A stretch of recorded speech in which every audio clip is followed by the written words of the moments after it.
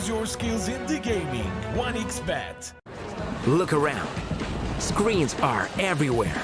They allow you to immerse yourself in another world, into hundreds of different worlds. Here you can be anything you want, and we will support you in this. OG, Team Spirit, 1xBet. If you are with us, you win. Hello, son. Hi, Mom. Pretty girl. This is Eva. Nice to meet you. Thank you very much. Your dad's just making his favourite dinner. It's duck. Come on inside. They're all probably too gruesome to tell you while you're eating at the table. How's your food? Is everything okay? Good, good.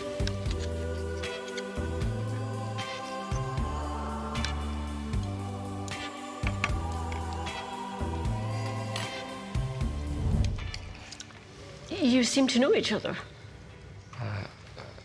Yeah.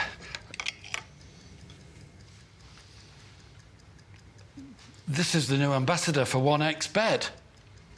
Oh, I see.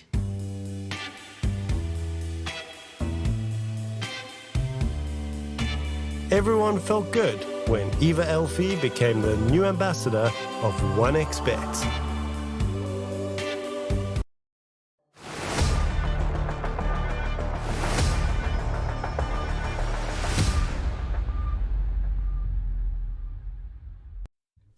The second day of the playoffs here at the Regional Dota 2 series is upon us, and today we're gonna have amazing two best of threes for you to find out which two teams are gonna be going to the grand finals. I'm Harry, joining me is Milan, and we're gonna be taking you through the action of Dota that we have today. But before that, I have to ask my my lovely colleague here, how has he been doing? Has he been enjoying our break?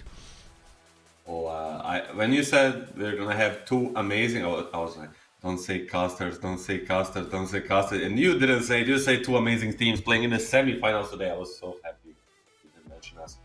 I enjoyed my break. Yeah, thank you. Okay, thank you for your very long and well-explained answer. I'm very happy about it. So let's go into the brackets. Let's see what happened yesterday, which teams went through, who got eliminated, and who's gonna be playing today. IHC, they dealt with Bleed Esports, and Team Tough, to everybody's surprise, destroyed Execration with a score of 2-0. They came in because GeekFam actually dropped out of the competition because they're at a LAN at the moment. So Team Tough went through, and now they're in the semifinals. So they're gonna be collecting some really nice points for the LAN. But Myth Avenue Gaming Indonesia versus IHC, that's gonna be our first match of the day, and then we move on to Talon versus Team Tough. So let's focus on the first series. Milan, any predictions, any big thoughts about who's coming in as the favorite? I've watched Mag Indonesia much more than the Mongolian org. I like to call them Mongolian players because they are like the whole roster is full of Mongol players. They are like fully represented in each division. They also have a Counter-Strike team that is Mongolian. They're like been forming like a Mongolia superpower. And I know a lot of their players individually, but I haven't fought with them a lot like as a team. So individually they have some really great players, like I would say, help me out, Sanctity, their mid laner. Sanctity. Oh. Sanctity. Yeah. He's around rank 10 in the Europe, which is like almost like 12.5k MMR. He's among the best players rank-wise in the world. So individually they have a lot, but team-wise, Mag Indonesia has impressed me a lot in this tournament, but they haven't played since the group stage, and that was a long time ago, like already 5 days. So a lot could have changed in these few days between teams. So I think this matchup should be exciting, like a team, a very good team cohesion versus a lot of individual power. Okay, makes sense. Let's go to Mag Indonesia roster. We've already familiarized ourselves with IHC. We have CJ, Pota2, Womi, Dalil, and Flappy. You mentioned an interesting thing that they've only played 5 days ago, and a lot could have happened. Is that kind of a... Are you speaking from experience? Did that happen to your team sometimes, that you don't play for 5 days and then everything changes? I wouldn't say everything changes. It's just one team could have figured out some heroes that they feel are strong for them. This is a best of 3 series. Like one of the 2 new heroes that you find very strong for yourselves could decide the series. Could make you take this game, and I think more in a positive than in a negative way. Oh, okay, that makes sense. We'll see how much these 2 teams have improved. Yesterday, as we mentioned, both of the series, actually no, IHC, they went 2-1 versus Bleed Esports. They actually lost the first game, which is interesting that they managed to mount up a reverse sweep. Bleed Esports, considering the names, probably like the highest team that we had here, though they didn't make it through the quarterfinals. IHC a little bit too strong. You mentioned them as a team. These guys have been playing together for a relatively long time. I think 2, 3, maybe even 4 years. I've been casting them, maybe some changes to the roster, but that's about it. So I'm expecting great things for them. In my mind, whoever wins this series is most likely taking the tournament.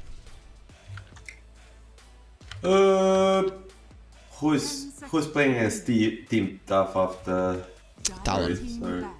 Talon is one of the favorites in this tournament, but I think these 2 teams, I would agree with you.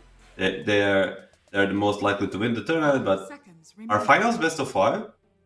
No, best of 3.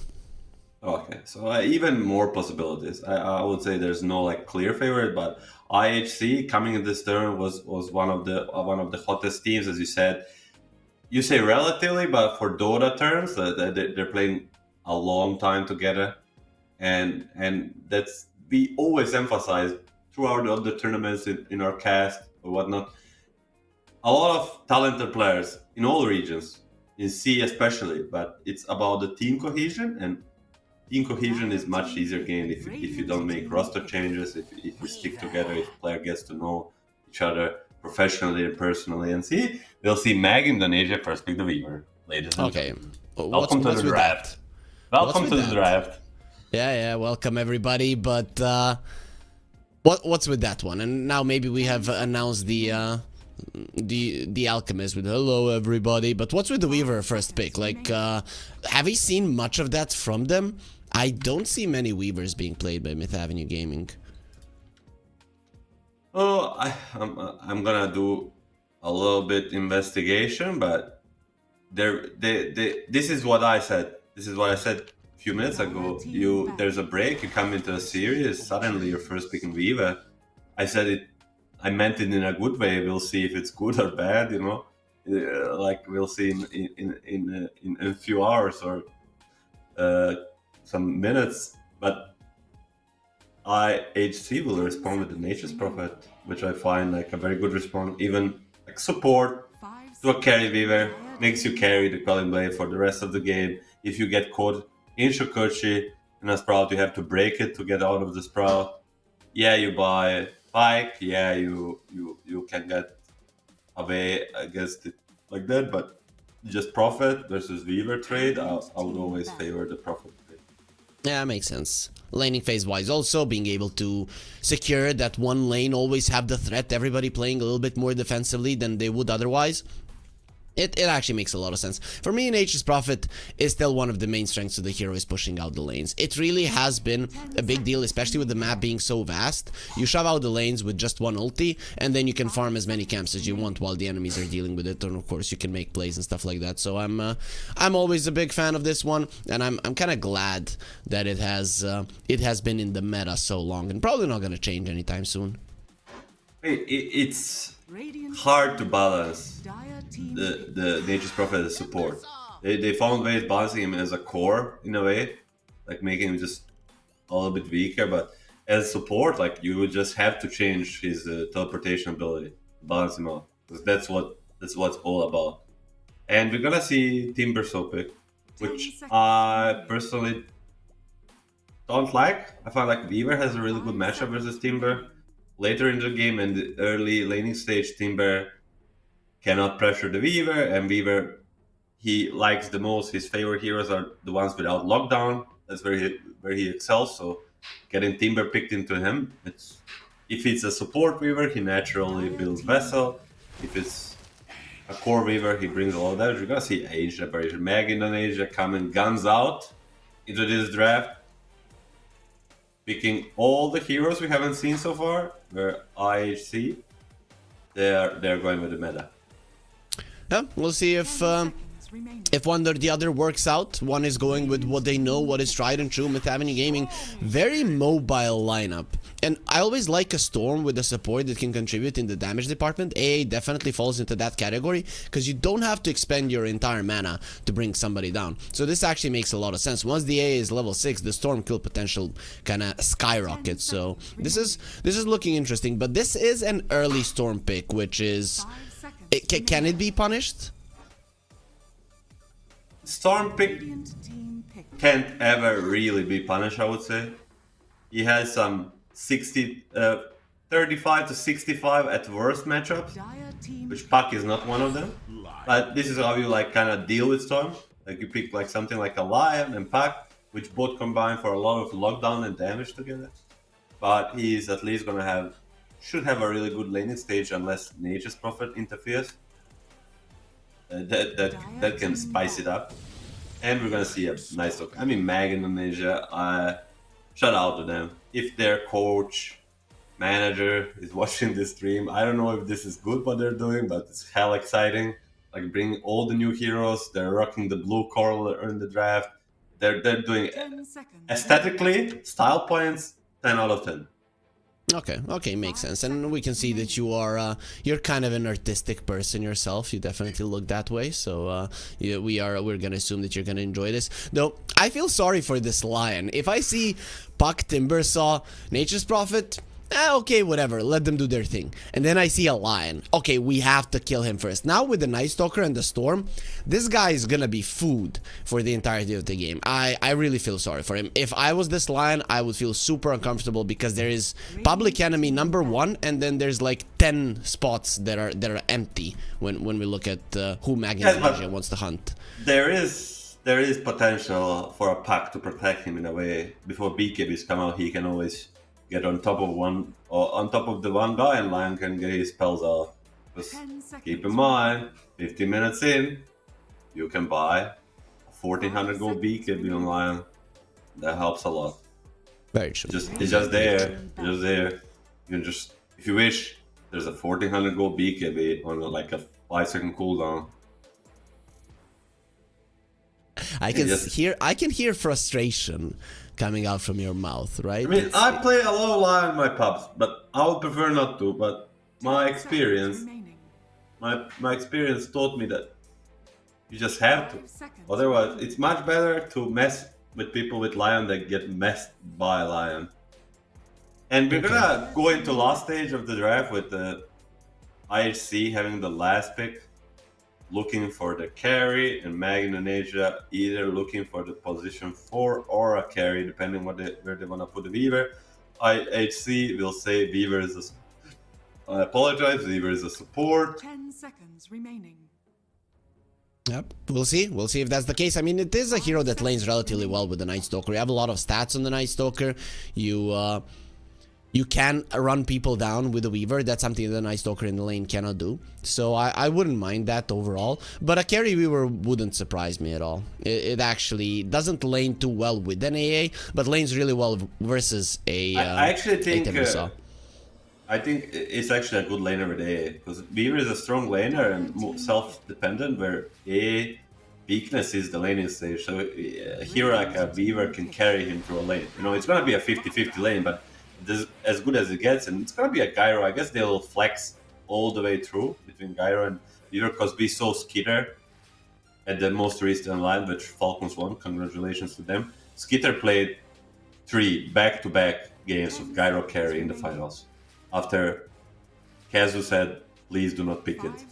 First game, then he back-to-back 100% win rate in the finals. Gyrocopter, bring it out of dirt, and like just like for a moment after the finals, I thought, what the hell? Gyro carries OP where nobody picks it. And what's gonna be your response? Medusa is banned. It's the first hero against the Gyro carry that I think, but now it's tricky. You need to pick a hero against Gyro and a Weaver carry. And that is not a when it's banned, Morphling. Morphling That is is a not very a good hero. Morphling, but versus Yeah, an AA. Morphling is a very good hero against both Gyro and Weaver, but it's a very bad hero against Night Stalker, AA, and a Storm. So Mag Indonesia kind of covering their basics, like with a lot of flex in the draft. What is left of the big boys? Slark is also not that good against NSNA. He can be played. Naga is banned.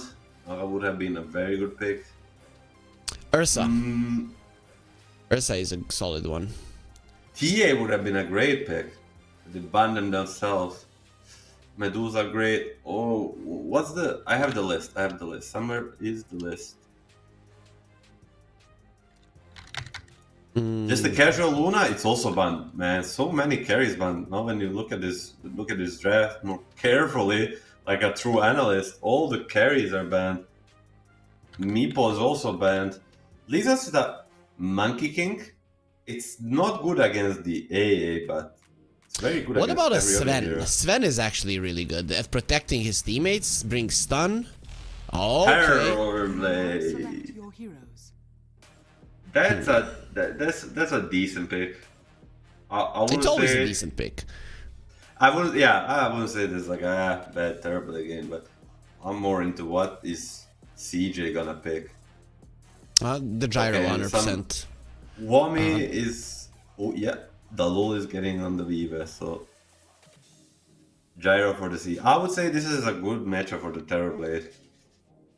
Yeah, solid. CJ is, though, very well known for his gyro, and I guess if you want to kill the Timbersaw in lane, the gyro is maybe slightly better than the Weaver. Though interesting either way. I'm kind of afraid for Myth Avenue Gaming and their ability to shove out the waves. That's where I see the only problem with their lineup. If it comes to team fights, initiation, laning stage, all of that, I think they have a really decent lineup.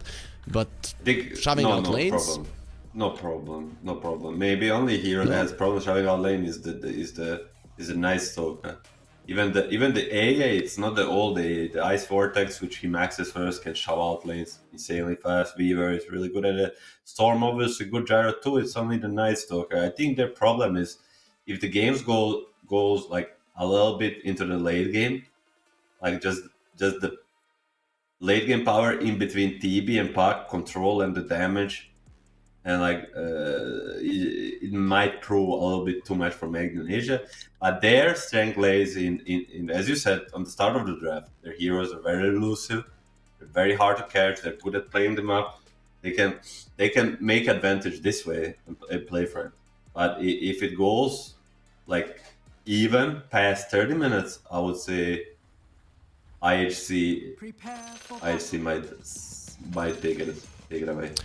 I'm always a big fan of Vision, though, and then I see a Weaver and the Night Stalker, and I'm thinking they are gonna have a Vision advantage on the side of Myth Avenue Gaming, so I'm liking what they're rocking. This lineup of theirs is not easy to execute from my perspective, but if they do so properly, I definitely see them taking it overall. We're seeing the smokes, some wards being placed down.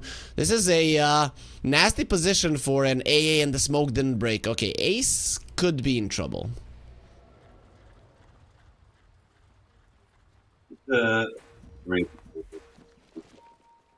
It's just IHC lineup is early game. Both Timber, Puck, and the TB are really they need some items to contribute, especially like the TB. Puck can already be active after something like, I mean, it's gonna be a late OG smoke like I like it for. They pretty much invented this smoke like 2 months ago. They're not gonna find anything so far. The battle begins. That's a 12-second cooldown spell. He can't steal it. That's a nice attempt. He's gonna have a Shikuchi in 4 seconds. He might take some damage, but the lol is most definitely not gonna die. Damage. Oh my god! He's dead. A pause. This is a 200 IQ play. He literally sprouted his TB. Oh my god. Oh, What a double. perfect time to blow. This is a dead weaver, my man. First blood, or a TB, or an H's Prophet. Oh, blood grenade. Nah, you're not getting Blood out. grenade hurts you, man. It hurts you more than it does damage, and it's gonna first blood 4. An H's Prophet, which is one of the better supports to get a first blood. Like you can get an early timing on the urn, and then things can spiral out of control. And the 4-3 is like pause wait. I need to check him PC on the Nature's Prophet. That was way too good of a play. I need to check him PC. Okay. Go and check. It was really cool. You called it before we got into the game. Actually, those are the 2 first picks on each team. You're like, yeah, the Weaver, if he gets caught in a Sprout, he has to leave his Shikuchi, and this can be dangerous.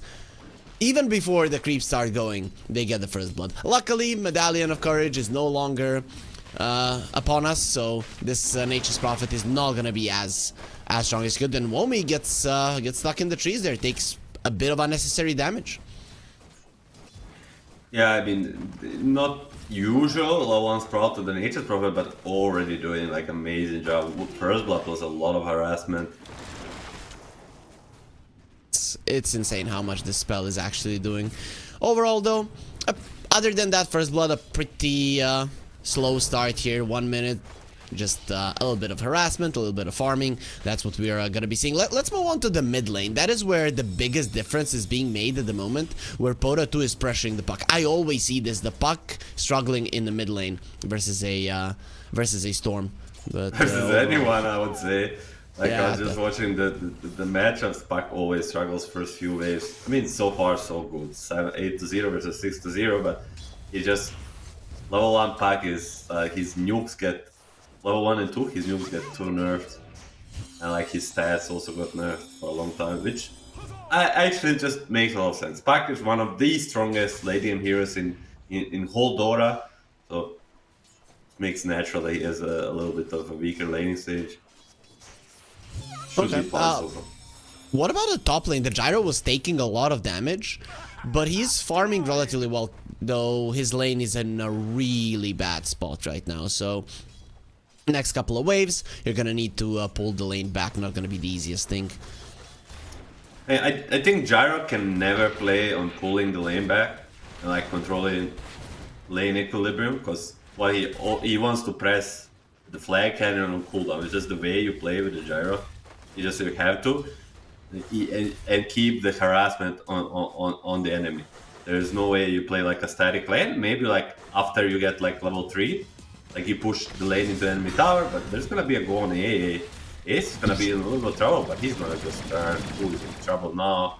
Not much after all. You just Lul dies again. And Womi's in trouble as well. He has That's 3 stick sticks, charges. It should be enough, but and it all feels pretty bad. I mean, this is the dangerous part for the side of Mag Indonesia. It's usually the Womi and the Lul that like they're like the staples of their team. They always have a good lane, transform it into a good early game, and like kind of carry the team until the CJ takes over. And right now they're struggling really hard.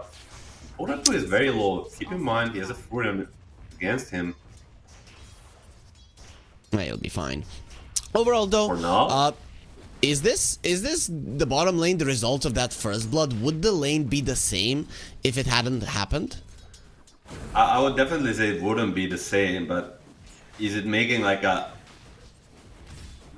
30% difference? Maybe not so much. Maybe more like a 10 to 15% difference. Okay.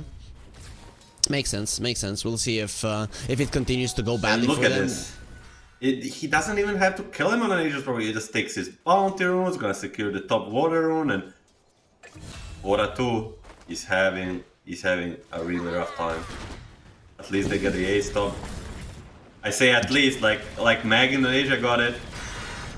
Ooh, 1 versus 1. He has the sticks on 11. He'll be fine. There's also Healing Lotus on Gyro. That's why he's going forward with nice Timber Chain away. That Rocket Barrage is not going to be that strong. He actually went for 2 points in it, so definitely putting a lot of emphasis into winning this lane.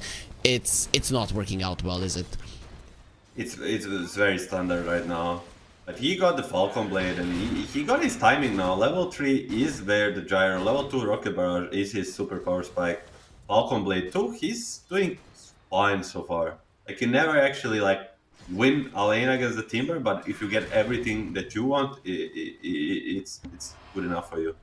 Forcing out the Sol on Timber, it's still very good for the side of Meg and Asia in the top lane. Did he break his salve? Yep, with the Ice Vortex. That's Ice 11 Vortex understood is- they could do it, but he didn't stay far enough away. There's gonna be a homing missile. He gets a couple of creeps. Look at his there with the harassment.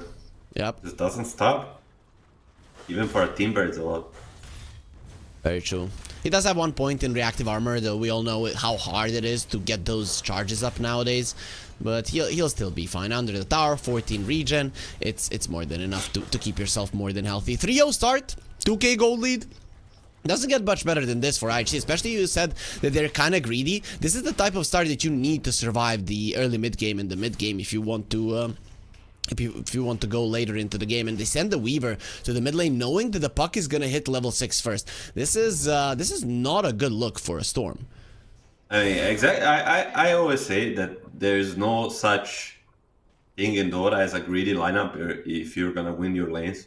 Like you're gonna have 5 anti-mages. If you win your lanes, you're gonna do well scaling into the mid game. But that's exactly what the doctor already said, that the Nature's Prophet just demolishes bottom and the mid lane at the same time. And it's just proving that at least they're gonna secure the rune on Meg Indonesia away from the puck, and they're gonna deal with the siege. Even Storm is TPing, he's all 6 on the Storm, he can poke him. This is not good. Okay, Sanctity is fine. He actually used the orb earlier. I saw it on cooldown. I was like, yeah, he's a goner. Nope, he's gonna get out easily. Even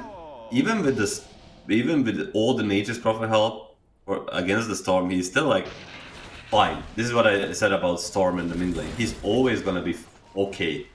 Level 6, 2.3k network, gonna farm some jungle creeps, and like it's always just fine.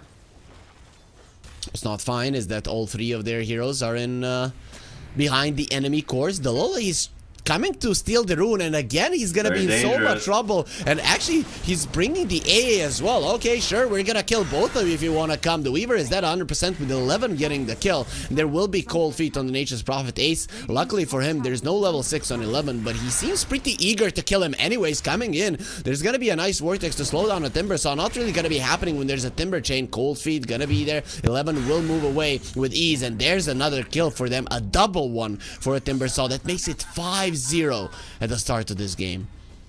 And he's gonna be hitting the level 6 on the Timber very soon. And no matter how good so far of a lane stage Gyro had, once Timber hits level 6, he's gonna be pushed out.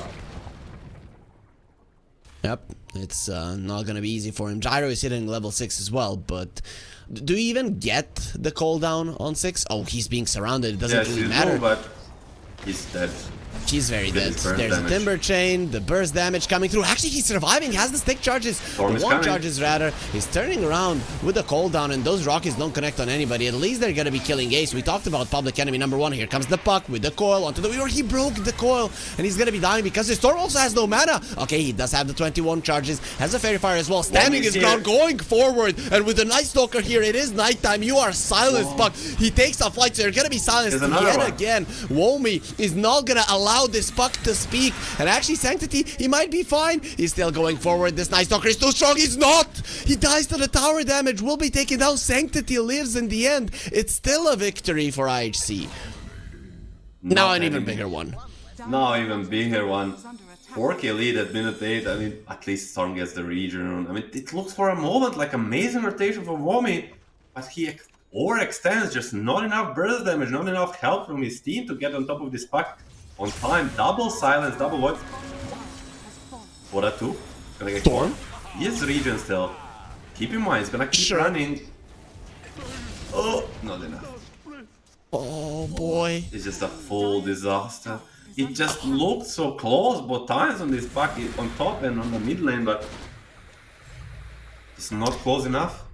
I mean, you mentioned Sanctity and how good he is, maybe trying to kill the puck when there's a player like that on it. He's definitely the star player on this team, has been so for a long time. I still remember his tiny mid performances and how good he was at hunting people. It's beautiful. And looking at the odds, they are amazing for Myth Avenue Gaming fans who think that they're still gonna win. So if you want to do it, click on the banner down below. You have a 120% bonus on your first deposit if you are new, if you use the promo code REES Dota 24, so be sure to use that if you still haven't, as we see the Weaver just being taken down once again. It is looking so freaking easy for IHC.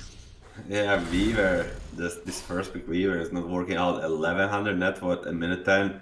This is as bad as it gets, and Puck, after all this good things that happened to him in the laning stage, he's just gonna farm like quad stack on the big camp, going for this like literally a 10-minute Witchblade plus the power threads. Keep in mind, like usually we see people like rushing the Witchblade and having it at 10-11 minute mark, but he's gonna have both. It's amazing early game for him, or for all three cores on the IHC side. We forgot about the Terrorblade. Let's look at him at the moment. Look at him, Dragonlance. He's ready. Still, it's not all over for the Mag Indonesia. They have their level 6 on the... Everybody... Oh, I mean, I don't want to say by everybody, but the both supports are so far from it. Keep in mind, they didn't take a Wisdom rune on a support hero, but on Night Stalker. And it's gonna delay level 6 on both Weaver and most importantly AA.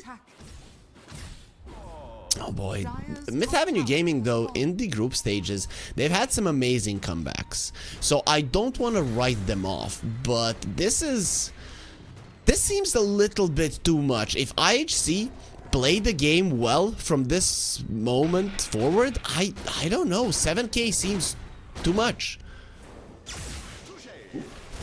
Shield rune, he has it. A blast coming over. Ace gonna be taken down. Terrorblade comes over. Poto 2 doesn't have any more mana. He had the shield rune, but he's gonna get taken through. That's not worth it. You killed the lion, but what happens now? You lost the storm, and Ace doesn't look like he's gonna be surviving either. Terrorblade coming over. They have the timber saw. We've so many times seen this poor little popsicle get cut down in a billion little pieces by the timber. It's gonna happen once again. Once again. Storm overextends. Yes, he does get the lion this time with the A blast, but at what price? Team plus A die, plus the tier 1 tower. Perfect usage of the first like brawling meta, to say so, and they're not gonna stop. Witchblade ready, Arcane Rune ready, Coil ready. Whoever does Puck the fine, he's gonna be dead and it's gonna be 4-2. Oh, he's gonna try to Momi's turn. here. Maybe a triple man silence. The Puck will go into the other side. Polta standing his ground, and he killed the line once again. They're only killing the poor line. Puck might be next on the menu. Gonna be getting himself away. Oh, what the hell? He died. 11 found him in the backlines. Here comes CJ. His damage is really strong. Womi comes over just to secure that kill. I got it, bro. I got it. Don't worry, CJ. I'm gonna be taking that one. Being a carry gyro probably doesn't feel too good when somebody takes your kill. I mean, you don't risk at this moment anything. You take what you can get. 2 support kills for a storm. I would say it still favors the side of Mag Indonesia for sure, as it can be seen in the fight recap. That's a nice Stalker ulti for you. Their biggest tool for the 2 supports. It's not too bad, but I think you need bigger things. Nature's Prophet has a Blade Mail. This support, Nature's Prophet, can actually TP into everybody, pop that Blade Mail, and the Gyro might kill himself. There will be a cooldown. He's trying to kill the Ancients. Very nice placement, but a smoke will be used once again. They're going one more time. That was an Arcane Rune coil, which I don't know if you're aware of. Ace, good position. He's gonna die for his buddy. I think coil is CJ, but good death, you know, tanked. Will they make their move for the Wisdom rune? They have a Nature's Prophet that who plays the top before. A Nature's Prophet TP is ready. They see Womi. It should be a free Wisdom rune. Can they secure their own? Hello? The TP out? Is it enough? Dead? No! Oh my god. This amount of burst damage in between Nature's Prophet and Timber is just insane. Double Wisdom rune. Put a Weaver kill on top of it. Oh, this is looking very, very Very dire for the team dire. Very true. So, you are the analyst. You always have to be answering tough questions, and that is, what's the approach, right? I'm not gonna ask you how are they gonna win, because that's kind of an impossible question. So, what's the approach right now to the game? How do you farm? Where do you farm? How do you create space? The map is still very big, and the catch is kind of limited on the side of IHC. So just try to mirror the enemy movement on the map. Try to get vision on the nature's on the puck and the lion, the catchers, and just delay. And if they get out of position with like lion, you can try to fight with the dark accession. Okay, we usually see a Crystallis on a gyro. Is this the Terrorblade factor that he went for the Maelstrom? A little bit. Also, his team is so far behind. He's not going for any fighting. Like Crystal is more like a hybrid build where you're fighting and farming at the same time. Where Maelstrom is more like a full farm build. And the wolf By Weaver, Ace gets fingered. Did he actually get a finger kill? Yeah, he did. That's insane. That's actually insane, as they found the gyro as well. Nice TP out. Oh, nice TP out. That was good. Yeah, gyro is surprisingly like a tanky hero. If you click on him with the HP talent and like in between HP talent, Falcon Blade, and Pig Pole, he actually has 1700 HP at minute 60, which is for agility hero is just a lot. Is under attack. Yeah, quite a lot. I didn't expect him to have that much, but yeah, as you mentioned, the talent really is a big deal. 175 HP is no joke. Night Stalker. Our observers say like, oh, he's much tankier than the Night Stalker is, and there used to be a Ace. I mean, we're not gonna mention the Mag Indonesia support sets anymore. We're just not gonna mention them. Okay. They're just dying every time they meet someone. Every time someone meets them, they're just dead. It's not even a question. It's not even a possibility if they live. It takes around 2 seconds, but this is not. We can mention this. This is a gyro. He is gonna stay in the coil. Here comes the lion. Ace coming over, and yeah, look at that perfect triangle around him. 45 degrees between every single one of them. But he pulled the puck into the silence. That's a dead puck. Is he? He will be taken down. That was actually very, very close. But look at that. The Crippling Fear lasting for such a long time because of the Dark Ascension. You had to use it though. They want to get something else done.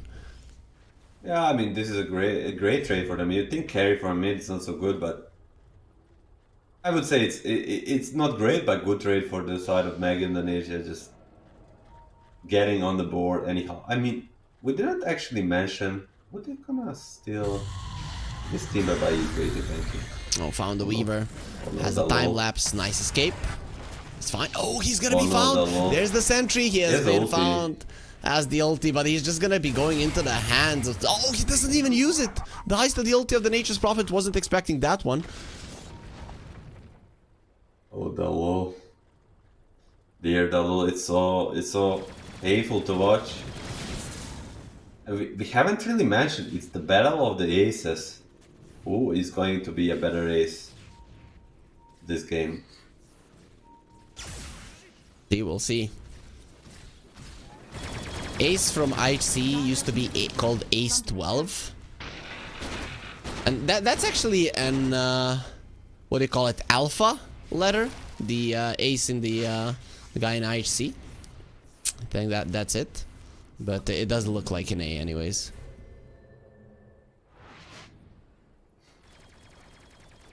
So, Pota 2, Witchblade going for a BKB. That's gonna be very much needed. The Night Stalker is going for a Blink, then we can expect a BKB as well. Those are some items, big ones that are coming in fairly soon. But there is a Blink Dagger on the Lion on the other side. So, you talked about they don't have that much catch. Now they have a ton of catch with this, and Ace is trying to use it. Smoke breaks. But he only found his... the AA, and we talked about we're not gonna be talking about this. They always just die, so let's be moving on. It takes a coil this time, and a couple of heroes. Usually he dies to a puck missing a spell. You broke our pact, Milan. We said we're not gonna be talking about it. We can't talk about Roach. The big dragon is gonna be taken down. They're not even using the metamorphosis. Kinda understand the weakness of enemies. The Roshan is he's a dragon. Is he a dragon? Dude, he's a dragon. Look at it. He has wings. He has scales. What is he? He's a dragon. Just a pretty fat one that can't fly. I don't know. Can Chad help us out? We're gonna talk about this gyro getting caught. No coil for a moment, but there is so much damage with the amplify and the puck. Density. Just gonna take him down. Oh, that's a big kill. That's a big pickoff. 1,000 gold. Oh, they killed our gyro. What are we gonna do? We're gonna take 1,600 gold off the map for us. It's immediately gonna be a blink dagger for Momi. Sure, daytime is coming. He won't have the dark ascension, so that's a bit of a problem. But you're gonna take that kill always. The biggest one on the map, 100% in terms of gold that you can gain. It's a big problem. I mean, yes, that is as big as it gets for the side of the Mag Indonesia. Womi changed his mind. He didn't buy a blink dagger on the Night Stalker. He actually sold it and is going for a BKB, and he's almost got it actually. Only 650 gold away. He just like he was like, oh, hold that thought. It's gonna be a Pota too. It's gonna be dying. With the Nature's TP and the Lion Catch. I mean, he was just like, I have to get something now. I'm gonna buy the blink dagger. I'm not gonna talk about it. Not gonna talk about it. At least it's not the illusion killing him. He was like, I'm gonna buy the blink dagger. I need something to do right now. And then he gets like 1,000 gold from this timber kill, and he's like, oh, I can just buy a BKB right now. That might be a sort of a turning point. It's the rune. He's gonna get that. He has a vessel too. Not like the worst game in the history of all Weaver supports, but he's having a pretty rough one. Are they gonna poke the high ground? Ages for 3 minutes. Why not? He has a Sunder also, can use it right now, go no, forward again. Not again. Well, come on, give this guy a break, it's not fair. And Terrorblade might lose his first life. I mean, if he loses his first life, he doesn't get back to the meta form there, and it's gonna swap with his Nature's Prophet. Just to not lose it. It's gonna keep pushing. 5v4. Nice Talker still trying to finish his BKB, but most importantly, no ultimate on the Nice Talker. No Storm made a mistake. That's what they know. He didn't kill the wave behind. They didn't even need to glyph it. He was just too short with the zip. And another now glyph he's is ready. In trouble. Yeah, they have one more glyph, but Ace is already dead. 35 seconds on the sidelines. Good luck killing anybody without an AA blast. Their axes are gone. Gyro is not even coming back. There is a shield rune on top. He could have. If he sees it, he can take it by a BKB and try to fight, but the Rex is already done. Nothing to fight for. That's a problem. Puck has a pike. Puck has a pike, but there is going to be a double BKB timing on the side of Mag Indonesia, plus no metamorphosis. Yes, he has Aegis on team, but they can just ignore him. Fortunately, if they want to go for someone else, Timber is very tanky, and Puck just got a shield rune into his bottle. I guess you can kill the Timber Saw if you catch him. AA blast, he dies pretty fast. No, Yes, they're not no, going. there's no doubt they can kill like almost anyone, Timber included, but they're just gonna expose themselves quite a lot doing so. That's the biggest problem. Perfect shard goes for the line. It could have went to the Puck as well, so that wouldn't be too bad either. On the other side, it is going to be the Lul getting the shard, which for a support Weaver doesn't really matter all that much. It's very good, even for support with the level for Geminate attack. I mean, still works with the level 1, it's 20 instead of how much? Like 65 I think. Bonus? Yep. Yeah. So with the level 1 Geminate attack, it's pretty garbage. But later on, it's gonna come in handy. Well, Nature's Prophet dies. Pota too. Uses a lot of his mana. So he knew he was there. Because of the sentry that was placed. Nicely done by the Lul earlier. Just a couple of seconds ago. as the smoke is being used, they have the Dark Ascension. They're running in a 4 versus 5 fight. There's still an Aegis for another 30 seconds. BKB gonna be used. Lion is in a lot of trouble. He dies. And you don't have 2 supports now. The Timbersaw is next on the menu. The A Blast will clip him. It won't explode on him, but it's gonna be more than enough to bring him down a couple of more hits, and he loses his life. 2 9-second BKBs for 3 heroes. That's gonna be a good one for yes, this avenue. This is like almost perfect, you know, usage of the first BKBs. You rarely see, but they're not gonna stop. Buck is gonna get caught. There's a storm on him. Someone's not gonna clip him. He gets to blink out. I would say because of the shield rune. So unlucky that would be in a puck kill if there was no shield rune. But as I was saying, like you don't rarely see T being 17,000 goal behind in minute 23 and then like getting 3 kills for nothing. That's a sign of a very good team. They understand what and how to do it. It started off with that sentry in their base, expecting the Nature's Prophet to plant a ward there. I really like that, because it would be a huge mistake to allow it. Not only that would be a huge mistake to allow it, but it's kind of staying in the moment. You have a rough game, you're still in the moment, you're still thinking, what can I do, what can my enemy can do. My enemy probably wants to get a vision out of it, and the Nature's Prophet prepare for it, and it kind of opens up for a small comeback. I would say they need like a four-step comeback, but they already made a step number 1. They need to keep doing it though. Let's see now. Gyro is going to be running into the enemies. Instant BKB TP out. Nicely done. The AA. Anyways, as Storm is being slightly annoying to the puck, and Seh is going to be coming forward. Curse of the Old Growth and the Dust. He doesn't catch anybody with either of those. It's still AA dead, so the Terrorblade can definitely go for a push. He doesn't have a Butterfly just yet, but he is still mega strong. And you have a Siege Creep, so it's not going to die. No BKB, no AA. It's a goal time for them. No AA is needed. No glyph. This melee Rex is falling. Storm has to do something, but there's nothing to be done. This Rex is going to fall for sure. One side left. I mean, yes, they can fight if they pick up supports first, but Gyro can never man up with the BKB against this TB in the meta. They went with this lineup that is a little bit weirder, that is definitely fun and interesting and has a good point to it. There was definitely some thinking about it. Going on to the Terrorblade, he can still get the Sunder off. He needs a Sunder. Tari going towards the puck, not gonna be happening. Does get taken down. Huge kill for them, but the melee racks are pretty low. You have expended a lot of your spells on the other side. Womi is coming, going for Ace. Ace is gonna be taken down. Just a couple of right clicks and he's dead. Has a Void, can slow down 11 if he wants to. Decides not to continue chasing. Ooh, blink out from Womi. Definitely didn't need to do that one. Sanctity still has the pike, goes for the orb. Wait, he stays in the silence. Sanctity made a mistake. It's gonna be a huge coil. There's nobody to do damage. So this puck, he's gonna die as well. There's gonna be a remnant waiting for him in the end. The Lil finishes him off with the Shikuchi. Nicely done, and Weaver buys a Dagon. I guess it's for the illusion, or it's like a impact right now item. You know, if I'm losing the game and I'm stuck in my base and I have to have impact right now, Dagon is one of the items. It actually got buffed quite a few times.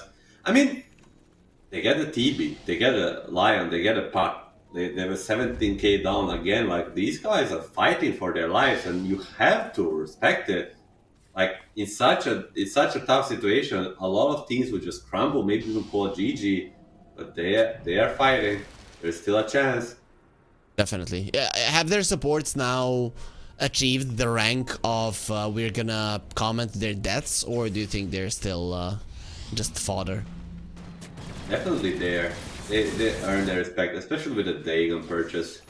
Okay. Respect to it. You have to fight Roche though. You don't fight Roche, you just instantly lose the game. That's how it goes. The A Blast needs to be used to kill the Terrorblade. If he has an Aegis, it's a disaster. You do have your Glyph back, and they're in a good position. The Night Stalker is the only one that's not there, but he does have the outpost to TP. He doesn't have a TP for 40 seconds. Sanctity goes forward. There will be a coil being used. That Puck is in a lot of trouble. He needs to get to the side, but the A Blast might actually kill him with the Storm following through. Just one more hit might do it, and he's taking out especially with the with the urn being on him. Now the gyro got stunned up. You have to get out. There's no With the puck buyback. being dead, you cannot fight. And Womi is coming over. It's nighttime. He's pretty fast. Of course, the creeps, they're dealing with your tier 4s. So that's something that you have to think about. Oh, there's if you're a tough IHC. decision right now. Do you take a fight or you risk for a rush? I mean, IHC, they don't have a puck, but they're definitely not gonna let the rush go just like that. Gonna send some illusions in. You have to force this rush. Nature's Prophet base. Are under attack. Oh, there's tough decisions to be made. At least they have a glyph. Oh boy, this is just so Oh, uncomfortable. This is so hard. Let's see, Roche is dropping. It's not dropping fast enough, Milan. The Night Stalker is finally TPing in as 11. Fora, He's gonna be fora, waiting for his fora, TP. There's the fora. Ravage! The Aegis is on the ground. Okay, they'll get the stun off. And it will be going onto the Gyro, but the Storm does die. Womi, he does find the Nature's Prophet. He's gonna be sending him back, it seems. And there's the Terrorblade as well. He got the TP in. He bought the travels. No, how did he get there? He just ran. And that's gonna be Mega Creeps. Now he's standing his ground. You wanna fight me? Let's go without the AA. He just cannot die. He's gonna be using the Thunder Pota to just bought back, and he's gonna be going back to the fountain. Okay, seems that he's gonna be alive. 4-3 finally does go down. Even without the AA blast, they were able to bring him down, but at the cost of Mega Creeps that I don't know if you can deal with. We'll see if they can deal with it, but I would say both teams get what they want from their situation. I mean, obviously, Mag Indonesia, they want to get Mega Creep, but it's just what had to happen. I think if they just go to defend this base and let the rush go, they lose anyway this time. Like, at least they get the Aegis. Let's see. CJ standing his ground. Cooldown doesn't do much. AA blast will miss as well. no Puck Aegis gets himself either. out. Oh, no mana on the Storm. He needs to be given this cheese. Actually, CJ, he does eat the cheese for himself and keeps himself alive, but there's gonna be a stun. No finger on the line. He's still being sucked. They see him clearly. He's definitely dead. Ace in the Sprout, and the other Ace has been caught. And 11 gonna be going in, doing so much damage. The silence on the Weaver does take him down. Storm is trying to do enough damage to this Timbersaw. Will be able to do it. Se running himself away. Nice stun from the line, and there's gonna be a Hex on the Storm as soon as the BKB ends, with Womi being left all on his lonesome. The GG will be called. They gave it their all, Milan. Their all wasn't enough to defeat IHC. Still, big respect to them for fighting out of this is really tough position, and they got some good kills, and they show that there's something to look forward in the game too. Although it looks like a sort of a stomp, I would definitely say this game was much closer. I mean, I wouldn't say they ever had like a real chance to win this game, but they just fought really good with what they had, you know. Yeah, I understand it. I mean, when I look at this game, sure, IHC won, but I don't see them as a superior team as much as this game was in their favor, just because of how Myth Avenue Gaming were playing. I think that's the fair assessment of this game one. It was a stomp. I'm not gonna deny it, but stomps do happen, and I think you would agree with me. If the same game was played once again, it wouldn't be this easy.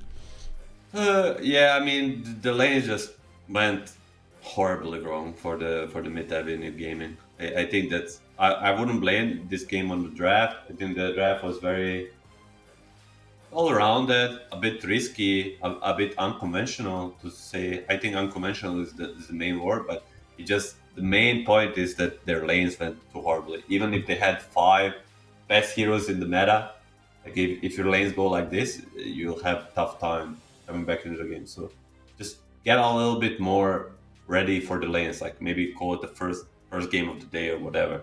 But if they have even lanes next game, I think they might even take a victory. This is the first game in this tournament, the first map that the side of Myth Avenue Gaming have lost. They have been undefeated thus far. IHC have finally broken them, but they're gonna be needing to do it once again if they want to go to the finals. So let's go on to a short break and find out if it's gonna be the case after the break. 1xBet and Eva Alfie present betting on all esports events on the website and in the 1xBet app. 1xBet. Play with Eva.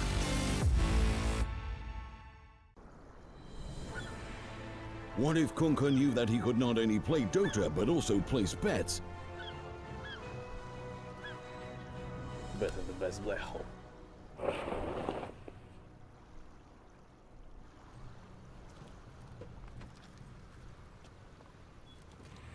1xBet, bookmaker company.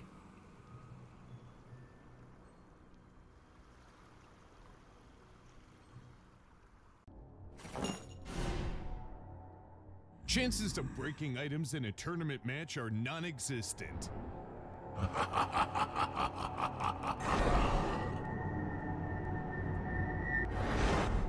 Chances of winning at 1xBet are always real.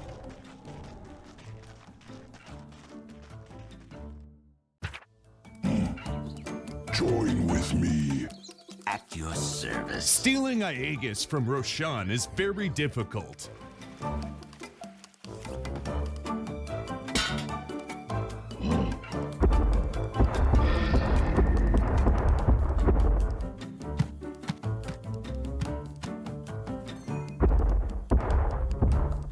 Winning at 1xBet is super easy.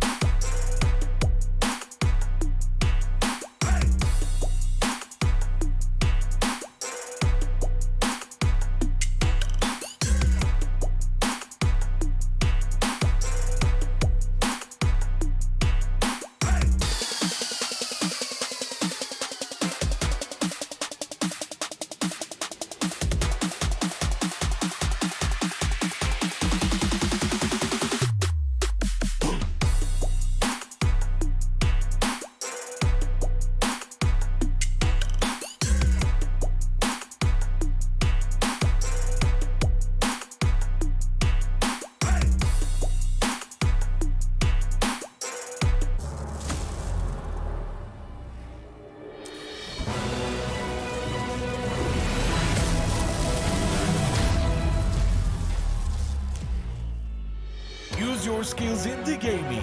1xBet. Look around. Screens are everywhere.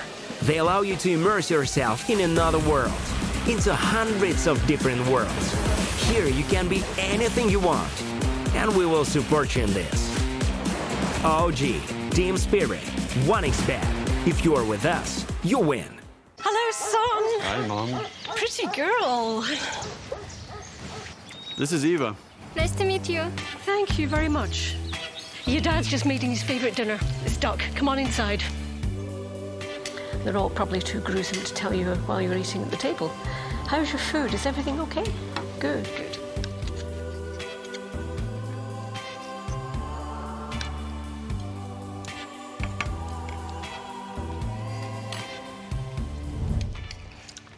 You seem to know each other. Yeah.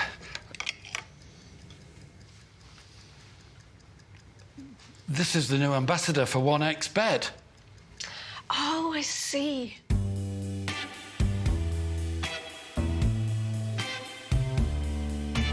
Everyone felt good when Eva Elfie became the new ambassador of 1xBet.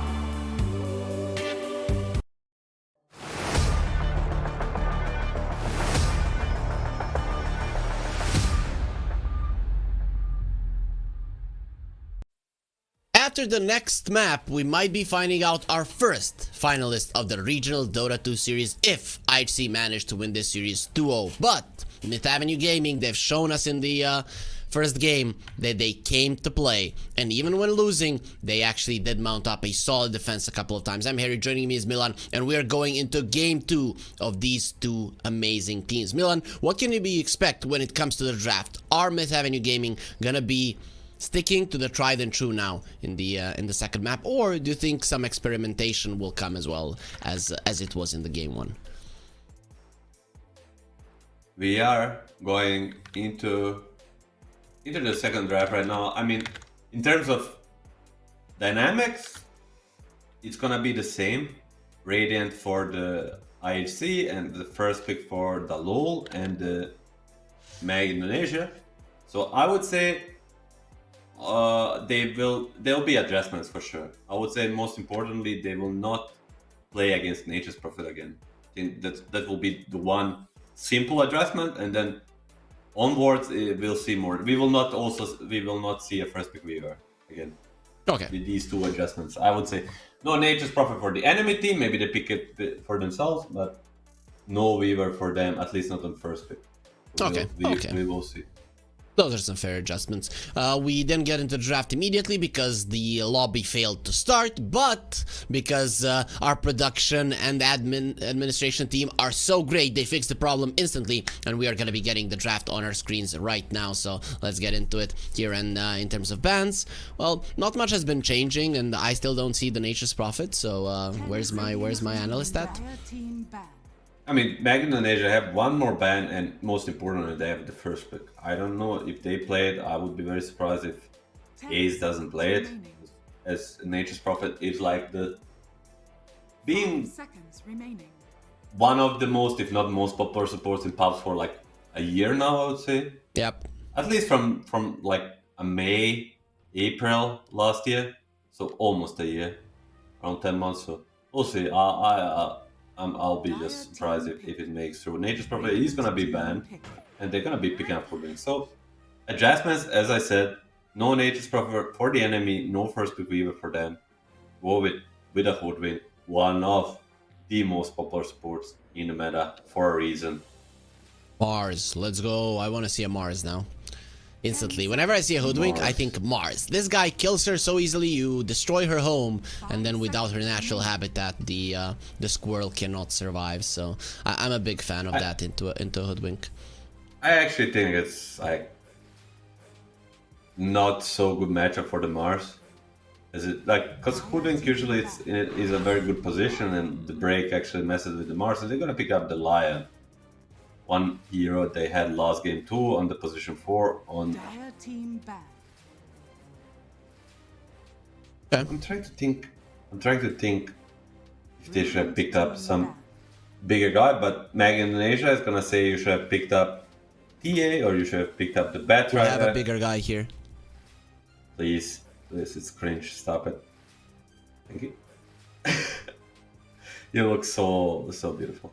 Need to say a compliment after I flame you, so it balances out. Nonetheless, IHC gonna be banning into picking another guy. Will it be some big guy or will it be another support? I would say maybe just pick up the Mars, as you say, or Centaur, something along the line, you know. It depends on the ban too.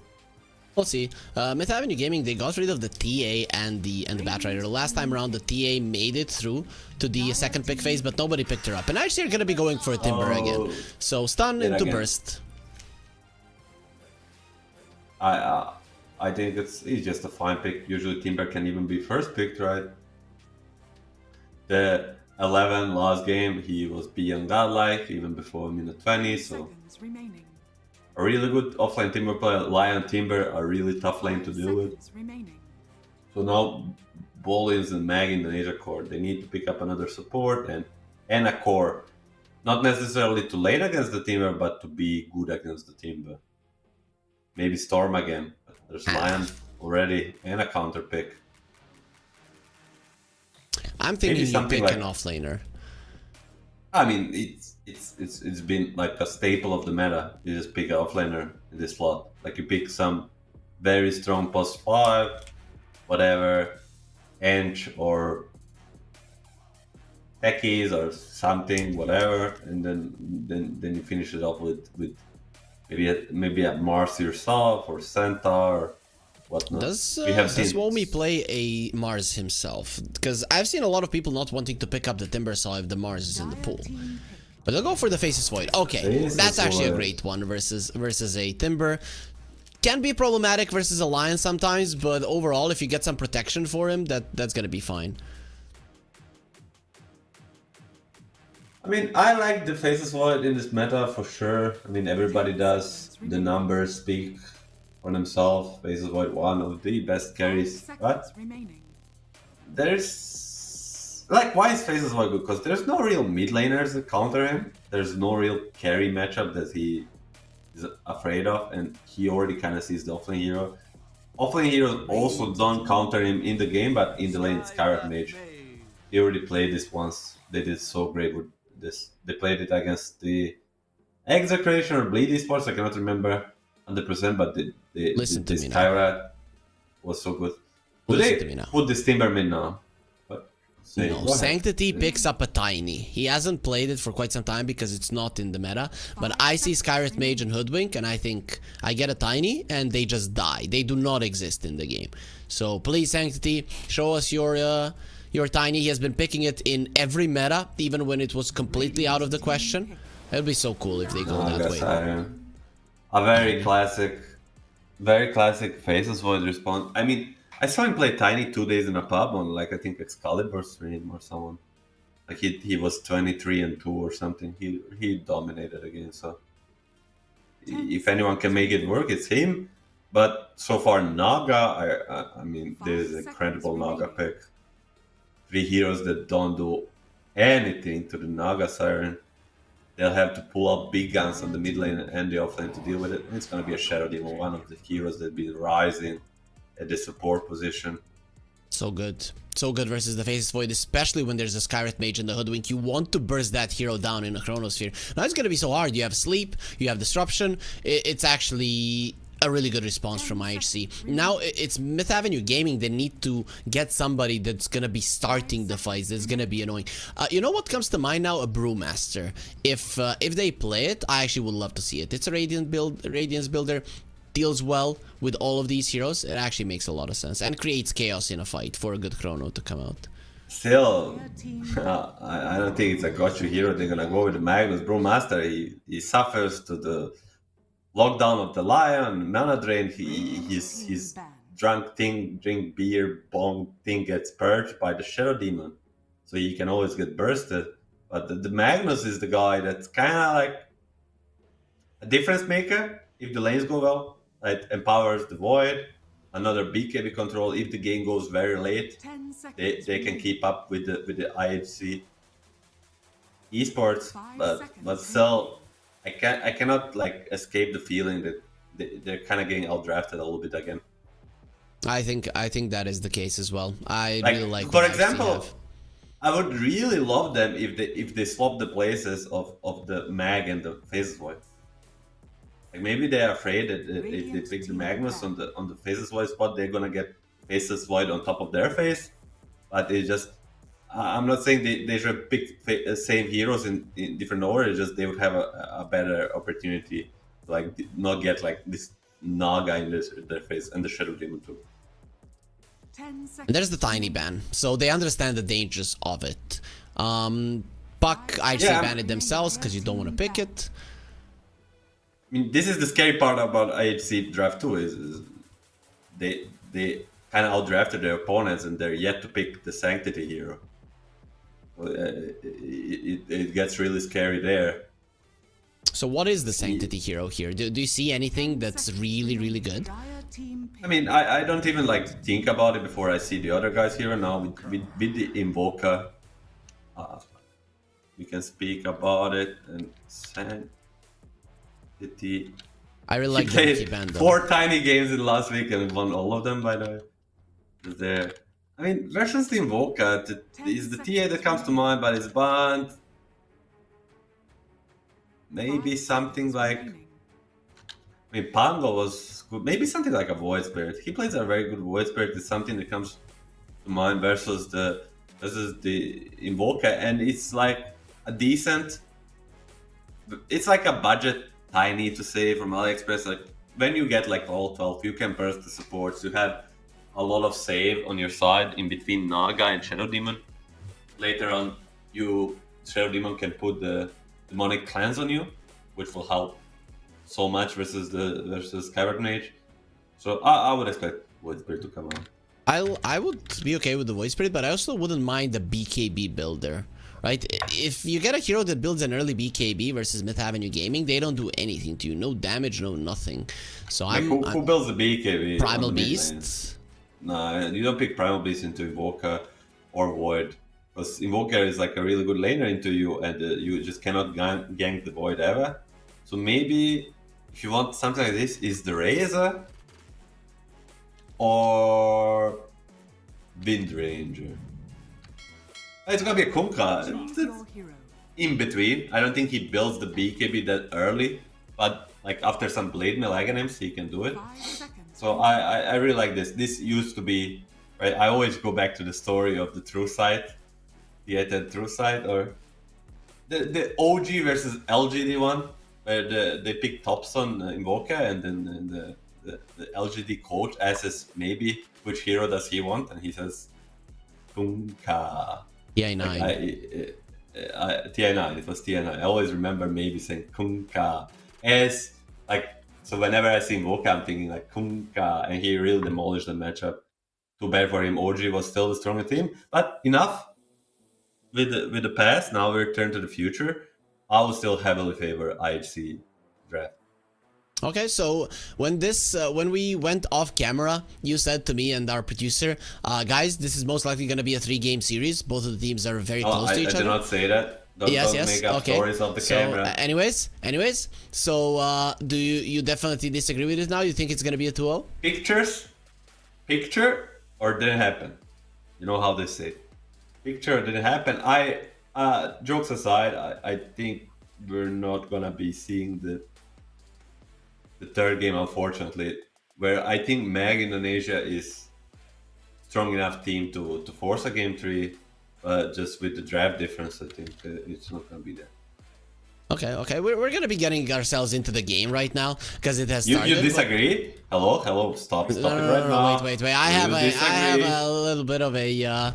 I agree with you, Milan. Milan.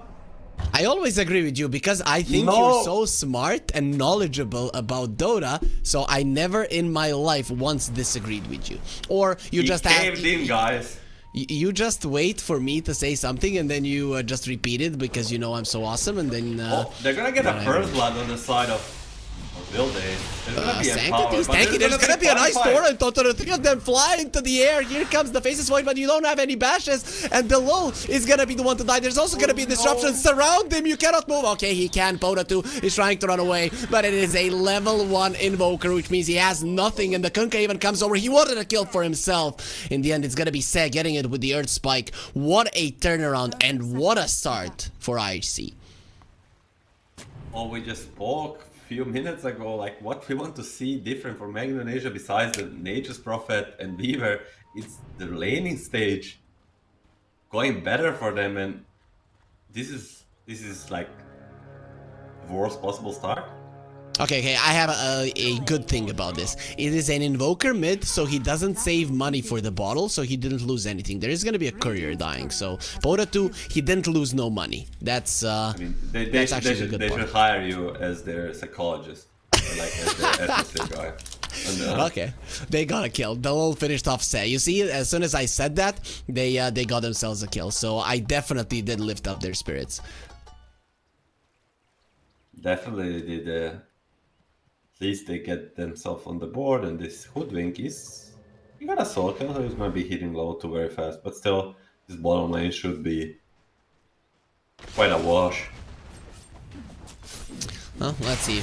Yeah, as you mentioned, it is gonna be a wash. Though, Nagasiren can be quite annoying with the amount of damage she does, especially once she hits level 2. Womi's actually taking a massive amount of damage, and Hoodwink, you don't want to be trading when there are illusions, because Hoodwink is already a very, very squishy hero.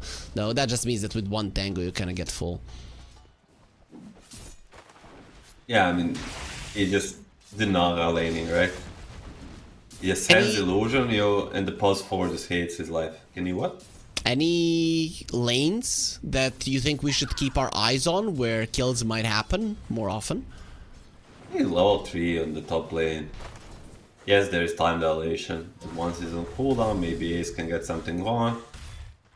And the mid lane, right? The mid lane is always interesting. The Kunkka versus Invoker, yeah, but if some torrents start hitting, we might get a solo kill here. So far, so good for the Invoker, though, but we all know that as time passes, the Kunkka is gonna be demolishing this matchup. Level 3 is the start, and then level 5 is, of course, when things get impossible for the Invoker. But, you know, ever since this hero became universal, it's a little bit easier to play some of the lanes that used to be very hard on him. We'll see how Sanctity does. For now, he is really getting a ton of denies in. 6 and 2 in the Invoker, so not too bad, especially with the creep wave going towards him. It's actually pretty solid. Kunkka gets a bottle. Invoker, he's not the bottle type. Actually, so BZM buy ball a few times on Invoker, and he's like a level 3 Invoker. I guess I never actually got a grasp why he does it sometimes. I guess you can do it sometimes. I think when they changed the amount of regen that the orbs gave and damage and stuff like that, that it became actually sometimes hard to sustain in lane as an Invoker. So versus a lot of harassment, I can understand them buying it. As Lion is gonna be caught, Says in so much trouble, has 12 one charges, he's baiting them in, and with the minus armor of the Riptide, Womi is the one that needs to be careful, and Dol, he gets himself away. Meanwhile, top lane, there's also a fight as well, where Ace is dropping low. The time dilation, you mentioned it, can be very scary. It does stop right now, and he's gonna be taken down. Ace turns around, tries to get the damage in with the poison attacks, as 11 will try to find some revenge for his fallen comrade, but there are no trees. 11, you killed all of them, which means that Ace will live. And they get the flower. A huge victory in the top lane. Yeah, Ace is gonna have to die on the Skyrat Mage, because right now he's not going to. He's gonna kill himself to the creeps. And we always say, Void laning stage is the toughest part, and getting a Lotus plus a kill helps a lot. A bit bad that it wasn't CJ to get the kill. it was actually the Skyrath Mage, but so far so good. It's better than in the previous game, and a lot of creeps are coming towards the Faceless Void, but they have the glyphs, so they can most definitely pressure. Goes for the time dilation, doesn't want that pressure to come through. The poison attack will, however, and you don't have the Skyrath Mage. This is a problem. Are they gonna glyph it? They're still waiting for it. Here comes the Skyrath Mage right now, turning around onto Ace, but so many poison attacks on the Faceless Void. Ace is gonna go for another one, clenches fist right now. Yeah, should be enough. He waits for the time walk. The fifth one, did it connect? Yes, it did. Ace gets the kill, dies in the process, but still, it was beautiful. And the Faceless Void not getting any creeps under his tower. What a performance coming out from IHC. He's just perfectly abusing the big cooldown, the time walk, the pressure under the tower. Yes, he got a kill, got the Lotus, but these creeps, he was double wave, these creeps were everything. He's gonna miss most of them. Oh, that's a disaster also. 11. He's just gonna be standing here getting all the solo experience while the Shadow Demon is gonna do what the Shadow Demon does best, and that is stacking the jungle. And we see there's a Kunkka to farm it, there is a Timber to farm it. Unlucky for the Shadow Demon though, there was a sentry blocking the camp. And he also blocking the big camp. Oh, is Torrent? Ooh, he misses. I don't think it would be good enough, but I mean enough to kill him, but it would definitely put him like at 1 HP. It would be very cool. Nice positioning from Pota too, though. You go into the Ghost Walk, you get your HP and your mana back up, and you can continue fighting. He does have the urn, so definitely wants to get a kill. We'll see if Pota 2 is going to be rotating anytime soon. It definitely will. Ooh, another Torrent, another harassment. Is there an X mark? There is. He's gonna go for it. Gonna wait, he's gonna wait. Got him. Not enough damage, but definitely the harassment is insane. You have to be in that Ghost Walk if you want to survive. This heal is stupid. I'm not gonna lie. It's just not fair. And it was actually nerfed. Remember how it was when it started. Ace on the top lane is gonna be targeted as well. Gonna be ran down. Womi dies on the bottom side of the map. So IHC definitely showing up. The Earth Spike misses the lull. Will be surviving. Meanwhile, Ace on the top lane is still being chased down by 11. And the other Ace, they get themselves a kill. Here's the Invoker. He wants a kill for the Urn Charge. He might be in some trouble. Nice disruption just before the tornado hits. And he actually dodges the MP as well. Pota 2, he is in trouble right now. He needs to be getting this kill. Get into the trees, Ace. And he's going to be doing exactly that. Dodges him through. Hides in the shadows. And Pota 2, no mana for the Ghost Walk. He's going to have it now. Doesn't matter even while invis. You're going to become a true ghost. 11 cuts him down in half. Pota 2. Okay. I'm gonna prepare you for your new job. Like if this happens and you're the atmosphere guy for the Mag Indonesia, say at least you got your Urn Charge. That's what you came for. That's what you got. In the process, it was very painful, and you lost your mid tower, but at least you got Urn Charge. Okay, man, if that's fine. The problem is you put yourself in an urn, right? So usually you want your enemy's ashes in it, but sure, it's fine. Like I have my ashes from my previous life, they're in there, with a 4K gold lead right now. It started off pretty okay for Myth Avenue Gaming, but the laning stage again ending in a disaster for him. And this is even worse than last game. I wanted to say repetition. It was 4K at minute 2, 8 minutes. It was 2K at minute 4, and now 8 minutes in, it's already 4K advantage. With the Naga, with the team, with the Kunkka, these guys are only gonna get stronger.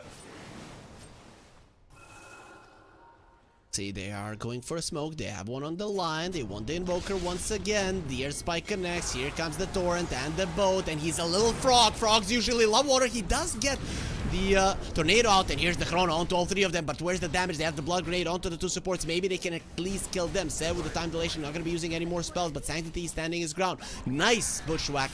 Keeps Ace in place. And he's going to be taking down Sunstrike. Not even needed. Sanctity also in a lot of trouble. But here comes 11 to bail out his buddy. He actually goes onto the backline. He's going to be silenced up instantly. Cannot use his spells. But the lull might get cut down. Nice. bash and a cold snap as well coming there to stop 11 and his onslaught. The time dilation will slow him down enough. There's not going to be a chase. Nice torrent into a Tidebringer. A tornado instantly keeps him in place, and now the silence is there. Dol will have a bushwhack, takes him onto the trees. This is looking like a dead Sanctity. The bash is there. Is it going to be enough? Sanctity pops the face boost. He's trying to run away. He's going to be fine. Faces one. He's overextended. The supports are back.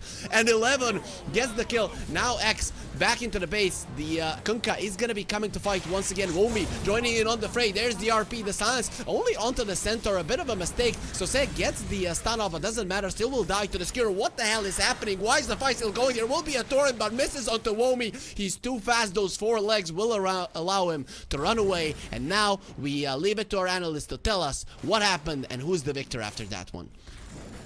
Not great, not terrible, but definitely a victory for the side of Mag Indonesia.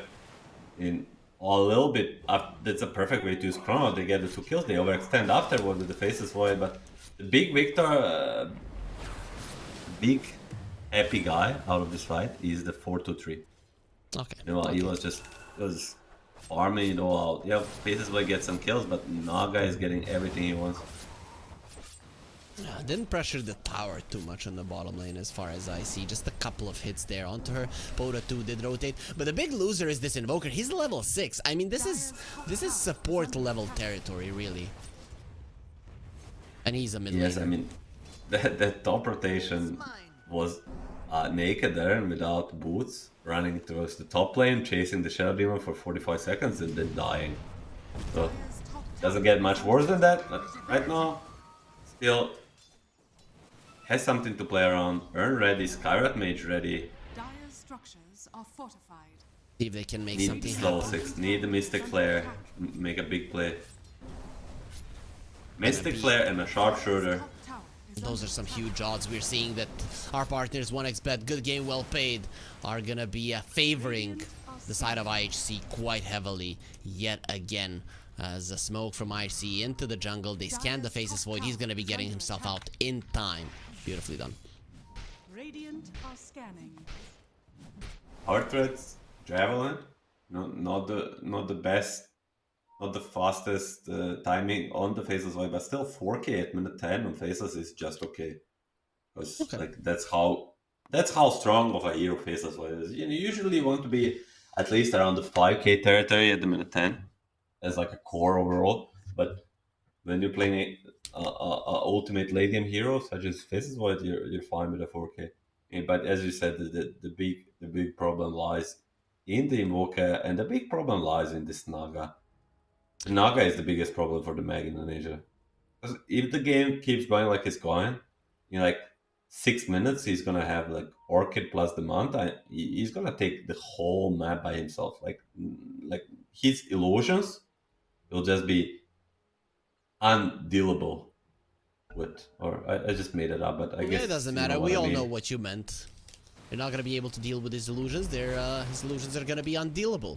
That makes sense. As he's gonna be sending his illusions in right now, pulling the wave to the side, making some space for his team. He has a song if he gets caught, and these supports on the side of Myth Avenue, they still don't have their level 6s. Without the Mystic Flare and without the Hoodwink Sharpshooter, I don't see them getting any of these big kills.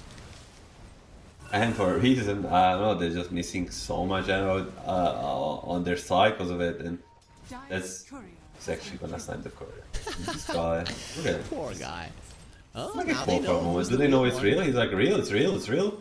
Dire's bottom tower. It's real, guys. Guys, I swear to God, it's real, but Wami is dead meanwhile. Yeah, dies to the Demonic Purge. The song is gonna be used. He wants to catch somebody because his team is in the vicinity, and he caught the Invoker. Has the net. He's gonna be keeping him in place. Here comes 11. The invis from the Invoker is there, but they're still staying in the vicinity. No supports close by to reveal him. They know where he is because of that slope, but it doesn't matter. The Invoker will be fine.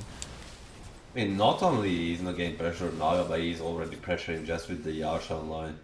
That's how good of a Naga pick this game is. Nothing to deal with the illusions, really. And 12 minutes in, 30 minutes in, they're gonna make this dire triangle their home.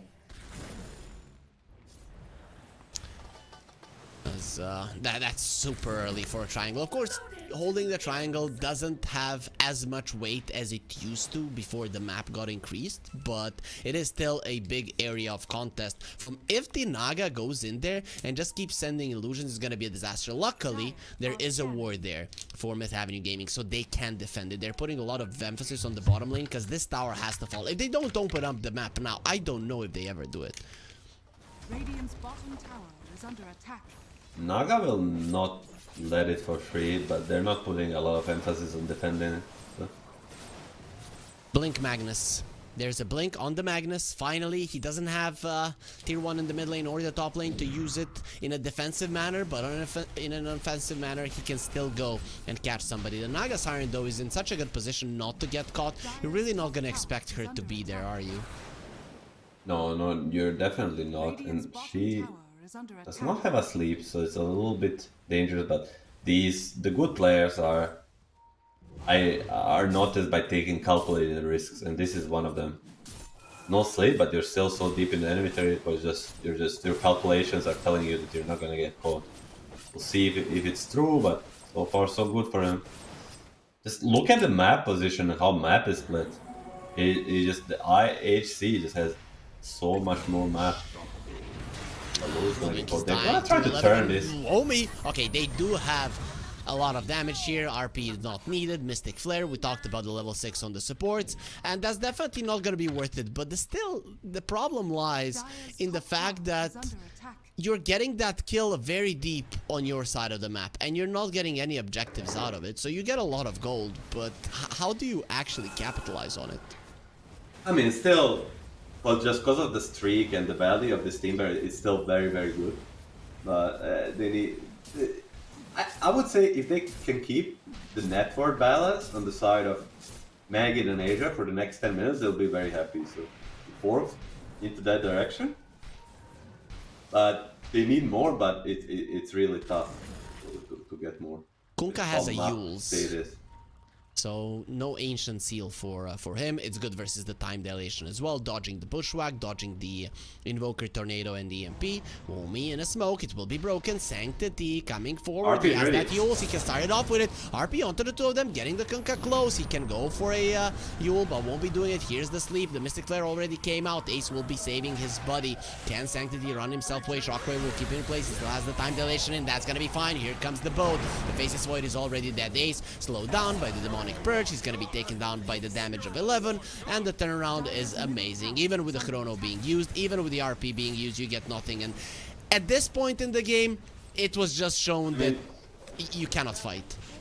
Yes, they we're gonna start not talking about the deaths on the Mag Indonesia side again on their supports, but it just while we're watching the fight, all that goes through my mind.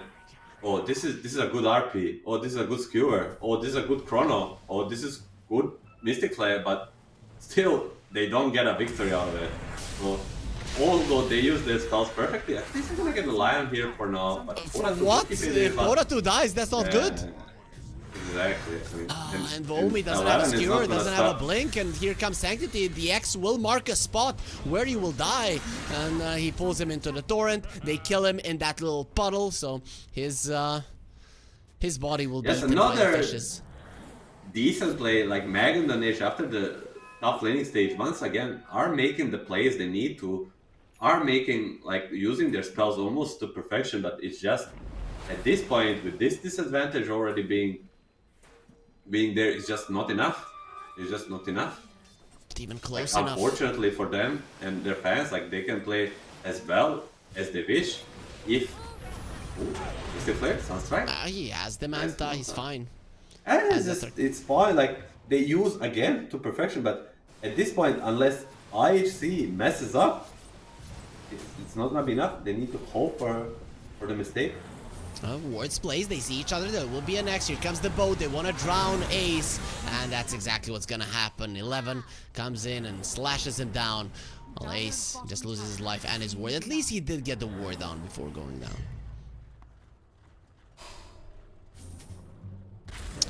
my analyst, he doesn't have anything more positive to say. Now we're just gonna be looking at Myth Avenue Gaming. How are their items looking at the moment? There is an Orchid on the Naga Siren. That's another hero that is now gonna start murdering your teammates. Yeah, I mean, 6 minutes ago I said, in 6 minutes, this Naga's gonna take over. He's been kind of taking over anyway, but 70 minutes in, or 80 minutes in, call it Orchid plus Manta plus the Apple item, whatever name it is, Pupil's Gift, is like, look at this Naga, 1700 HP. Apple item. Okay, we all knew what you were talking about, but again, we need to teach you these item names. Just so you know, guys. Pupil's Gift, I said it. Playing Dota for because you checked in the client, we know that you're in there, so that does not count. No, the Invoker just got the same, so that's how Okay, makes sense. Thank you for being. Thank you for that too, for being lucky. Yep. So I've been playing Dota for 18 years. 18 years, but neutral items are around for maybe like 2 years now. What? Like 5? 5? I mean, I'm gonna check. We all know 2019 was 2 years ago, not 5. Yeah, very true. Very true. Yeah, whoever tells you different is lying to you.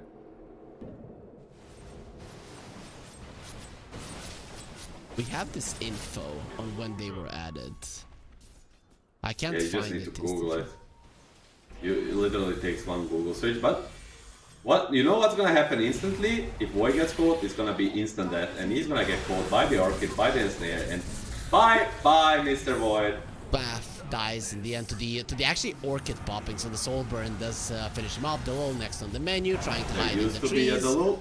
No trees, no squirrel. Already mentioned it. There will be a disruption. They're trying to surround him. They don't even need to block cases. He's not escaping a Naga Siren. Skyrith Mage is one of the faster heroes in the game, but Naga Siren is just faster. Yeah, I mean, it's just rough, man. Now the faces for this is the Naga. You get caught anywhere without Manta, you're just getting ensnared into Orchids. Like basically like a 8 to 9 second chain lockdown. So did you figure it out? Do you know how to use Google? No, I was casting the game here. It's fine. I don't know how to use Google. I'm not too good at that.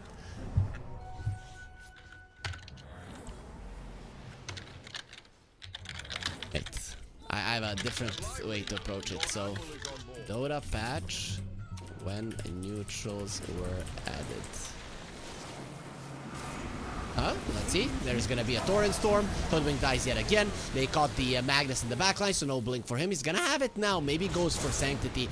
He instantly gets hexed up. He got the double RP, and it looked cool for a moment. There will be a double chrono on the supports. Of course, the boat is gonna be making them unkillable. Cess survives through that one, and now the Faceless Void is gonna get silenced up. The Deafening Blast actually keeping him alive, but he lost all of his mana during this time, and in the end, the Soul Burn does finish him off. It's just looking impossible. Blink, Disruption, Invoker next on the menu with the Earth Spike waiting for him, and the damage more than sufficient. It is impossible. They're out of the tournament. I'm not even gonna talk about it any longer. You cannot win this game anymore. IHC demolished them. Okay, I instead of teaching you how to use the Google, I'll tell you just it's been added 2 years ago, 2019. Okay, thank you. As Womi dies again, 11 just finds him, and it's so easy for them to get kills right now. All 3 of the cores out of the map. 20k up at minute 22 is just way too much to like even grasp like how do you come back into this game. And as we saw last fight, they just have a perfect balanced lineup against what Mag Indonesia has once again. Like you use the Chrono, there's the boat, there's the sleep, there's Shadow Demon Disruption, there's like multiple things to deal with it. And like they just need to, like at this moment it feels like they need to use Chrono to kill an illusion. It's it's a rough spot to be in. Maybe we're gonna be seeing some Dagons coming out from the other side to deal with illusions. 2-3 is what you need, but at this moment in time, they're not even leaving their base. They're enjoying their last time in this tournament. The thing is, in the group stage, they were undefeated. They got themselves instantly into the semi-finals, and here they are getting schooled in how you play Dota. Somewhat even worse in the game too. I mean, it's not like that they're this much worse of a team than IHC is. I mean, IHC is a great team, but Mag and Indonesia are having a little bit of a rough time today, but another fight. Everything's ready besides the chrono. You can see a big RP. Yeah, well, they are very nicely positioned. All 5 of their heroes are separated because they know they're so good. They find the Invoker in the backlines. The sleep is there. Here comes the boat and the net. That's gonna be a very dead Invoker. He drops down a meatball, but it's gonna get cooled down so easily by the amount of water that is going his way. No skewer for you. The Yule stops him in his tracks, and that means that he dies very soon. Void comes in just to have some fun in the water park, and well, it's one of those water parks that has really steep rides, and you don't have fun in those, no way. So poor faces Void, he just dies, and the GG is called. This was one of the easiest series that I watched, and I thought it was gonna be the closest one. It's actually insane how well IHC played. Yeah, I think we can just like kind of round it with what you just said. That the IHC just played amazing Dota today. They had amazing draft. They played really fast. Their laning stage went as good as one can hope. Sanctity was dominating the map all the way around. 11 was just dominating his lane into dominate the map, and with all of this happening, 4-3 was always untouched. And then once he hits his timing 2, they would just basically just end the game. First on TB, now Naga. I mean, they're looking like clear favorites to win this whole thing. For sure. Though one big weakness of Myth Avenue Gaming has been the laning stage, and IHC are very good in the laning stage. So maybe some other team that can match them in that part of the map can actually beat them in the later portions of it. We're gonna be finding it out only in the finals, and in the finals there's gonna be Talon versus Team Tough. Before we go on to a break, on a really long break, I have to ask you, are Team Tough gonna be able to beat Talon? Are they gonna be able to repeat what they did versus Execration? I think it would be a big surprise if they do, but they're in the semifinals for a reason. I mean, a little bit lucky with the Geek Fam pulling out of the tournament, but nonetheless, every team that makes it to like a top 4 has a chance in this tournament, and I'm looking forward to this game.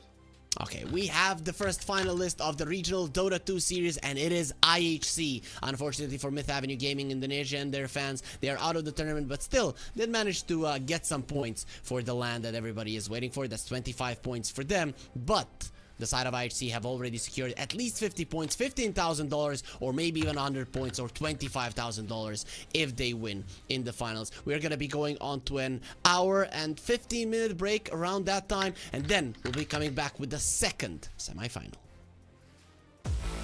1xBet and EVA Alfie present betting on all esports events on the website and in the 1xBet app. 1xBet. Play with EVA.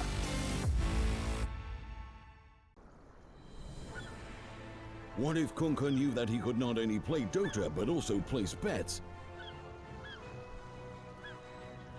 Better the best black hole.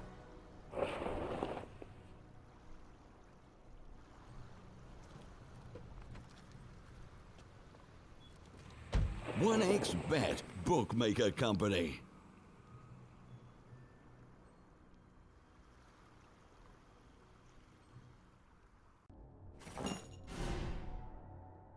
Chances of breaking items in a tournament match are non-existent.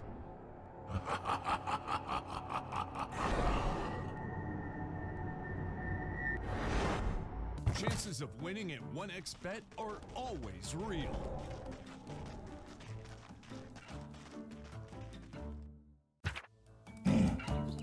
Join with me. At your service. Stealing Aegis from Roshan is very difficult.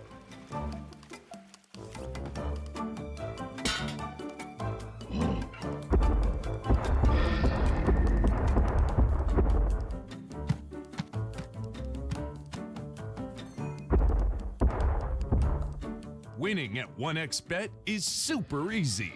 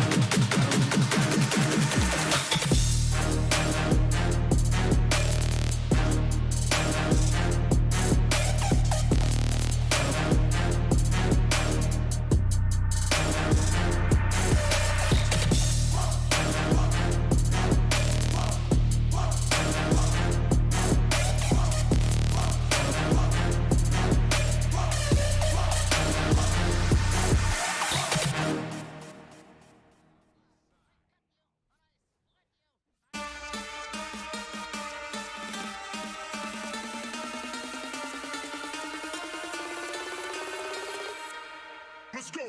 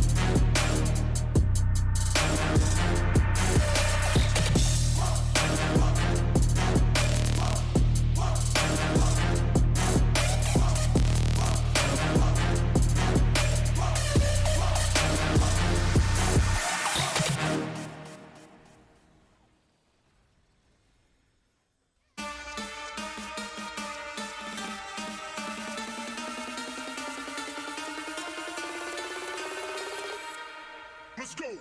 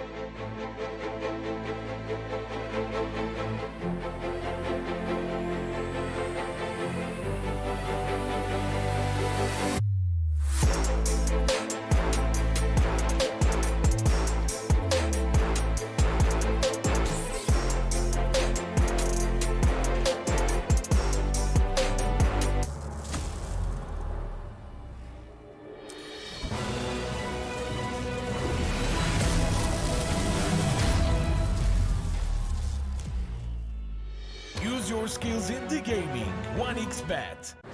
Look around. Screens are everywhere. They allow you to immerse yourself in another world, into hundreds of different worlds. Here you can be anything you want, and we will support you in this. OG, Team Spirit, 1xBet. If you are with us, you win. Hello, son. Hi, Mom. Pretty girl. This is Eva. Nice to meet you. Thank you very much. Your dad's just making his favourite dinner. It's duck. Come on inside. They're all probably too gruesome to tell you while you're eating at the table. How's your food? Is everything okay? Good, good.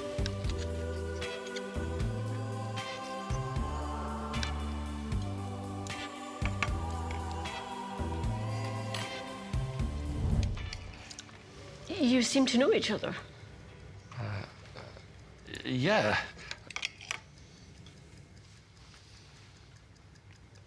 This is the new ambassador for 1xBet. Oh, I see.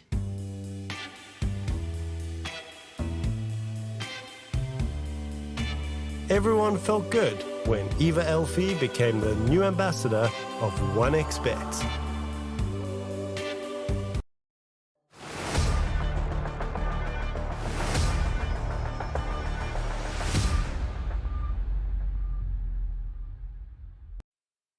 The regional Dota 2 series second finalist will be found out in this series between Team Tough and Team Talent. That's 4 T's actually, but I'm Harry, joining me is Milan, and we're gonna be taking you through the second semi-final of the day and finding out, as I mentioned, who will be the other team to face IHC in the finals. Milan, you said that it would be a big surprise if Team Tough win versus Talent. Why is that so? I mean, Talent is just...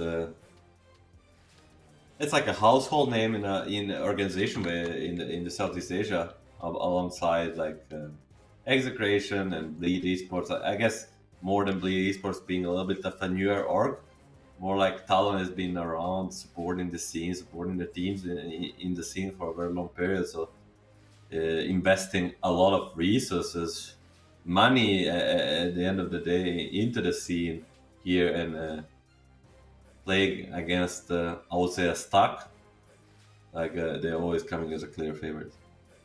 Okay, that makes a lot of sense. Let's get into the bracket, see what we got going on there, how things are looking. As we mentioned, Myth Avenue Gaming, they are in the finals, and Talon Esports, who wins between them and Team Tough, are going to be in the finals as well. Of course, Bleed Esports and Execution. Sorry. IHC is in the finals. Myth Avenue Gaming. Oh, my bad. You're right. They are getting some points, some money. We're going to be seeing them some other time. But IHC is gonna be fighting for the championship for $25,000 with the winner of Talon Esports of Team Tough. $25,000. That's a lot of money for a tier 2 scene. I mean, might not be a major amount of money, might not be a big tournament amount of money, but for an online tournament, it is very helpful. It's a very nice prize.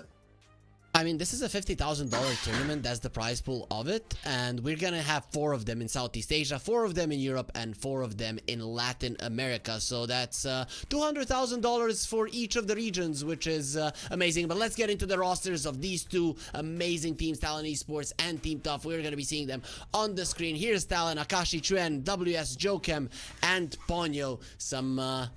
Some pretty huge names here for sure, and we'll see how well they gel together here in the playoffs. To be honest, Chuen has been looking a lot better in the laning phase ever since he left Alliance. I mean, Chuen was very high MMR, like a kind of an upcoming star player. Unfortunately for him, he ended up in the Alliance. We all know last 2 years Alliance didn't have almost any results, like literally any, and just even if you're let's say the trend is still yet to be proven, even if he's like a very good player in that setup, he definitely couldn't shine. I mean, I played a few times against him in the DPC, and he always like showed glimpses of a very good player, but never could actually get a grasp on being consistent. So let's see if he can do it in this team. And we're gonna move on to the Team Tough, a little bit more unknown team. You can pronounce their names, you're very good at it. Yeah. Fortune Soul, Ikigai, Seimei, Kishka, and Tsukimoto are gonna be taking on the Giants of Talon. We can talk about them a little bit more once we get ourselves in the draft, because it is ready, so we can get it on the screen right now, and then we can talk a little bit more about these players of Team Tough. Any big names, you know, that kind of strike you? Okay, this is the guy that's gonna be making a difference. I don't know, only guy I know is Kishka, and he's just like a 300 rank support, and he's the only guy that has Liquipedia. So there must be some guys, since they beat the Execration 2-0, I'm gonna be looking at the mid laner, because he went through the ball to come here, and Talon is gonna ban Techies and pick up the Mars with their first pick. Okay. Here comes the Mars. Before we discuss the draft, what the hell are you holding on your head? Okay, the book. Okay, the book is there. That had to be something else. I don't know what it is with you and just holding something next to your head, but sure. If it works for you, if it helps you concentrate, I'm all for it. Yes, it helps early. Oh, now I understand. Production told you to hide your face. They're not nice, man. You're so funny. Yeah, you're so funny. Everybody enjoys your jokes so much, and we're gonna see the Lion Team Tough going with what worked for IHC previously. Like last series, we casted that IHC pretty much stomped against Mag Indonesia. They picked up Lion, so a little bit off to their pick, and then we're gonna see the Medusa ban from Talon Esports. So something probably Team Tough really likes to do. And the second ban, is there a hero I really like against? It's the Faceless Void. I would be surprised if they don't ban the Faceless Void. Yeah, Team Tough plays the Faceless Void. They played one versus Execration. They also played a Medusa versus Execration with an opening of Alliance. So that's kind of what they like to go for. So I don't know if you banned the Void though. Radiant team ban. Oh, Demon is gonna be the ban. So Void on the other, but Lion Medusa is always a decent lane, kind of. You can push double range, double nuke, and then in the game with the shard, you're just basically like healing this guy 200 HP per second, something like along the line. Stupid. We don't want to bother with we're gonna try to predict Team Tough ban, and they have an insta pick right after it. Maybe ban the Venge. The Venge is one of the heroes that's really good against the Lion. Ban Venge, pick Void. Maybe leave the Void for 16-17. Pick some offlaner, maybe another support if you prefer. Just ban Venge, pick Hoodwink, something like this, or ban Hoodwink, pick Venge. I'd rather something like this, or just ban. I would definitely say ban or pick Venge. I would prefer picking Venge if you're comfortable playing Lion 4, and then getting something like Magnus later, match the team fight of the Mars would be great. Ench is gonna be the ban, so you don't want to deal with the Ench. Might mean Lion is +4 because he doesn't really like playing into the Ench 5. So I would be really surprised if they don't pick up the Venge. It's a really good hero against the Mars. Mars doesn't like minus armor, saves from the arena spear combo. Shield is, I mean, the Venge is just Venge. You don't need to speak stories about the Venge. Tell the story. Very true. It's gonna be Hoodwink. You said it in the previous series that you're okay with the Hoodwink versus the Mars. I don't know. I don't like playing this hero versus a Mars. I think it can be tough sometimes. And if the Mars is a psycho, he can find you every single time. And a lot of Mars players are psychos. They just chase you all the time. It's much harder for Mars to find you than for you to hide from the Mars. Let's put it that way. Because he has to have impact in the fight. He's a core. He has to be in there. And it's going to be a Venge, of course. There's no way you don't pick up that one. And the other support. What's in the pool? What's in the pool of the...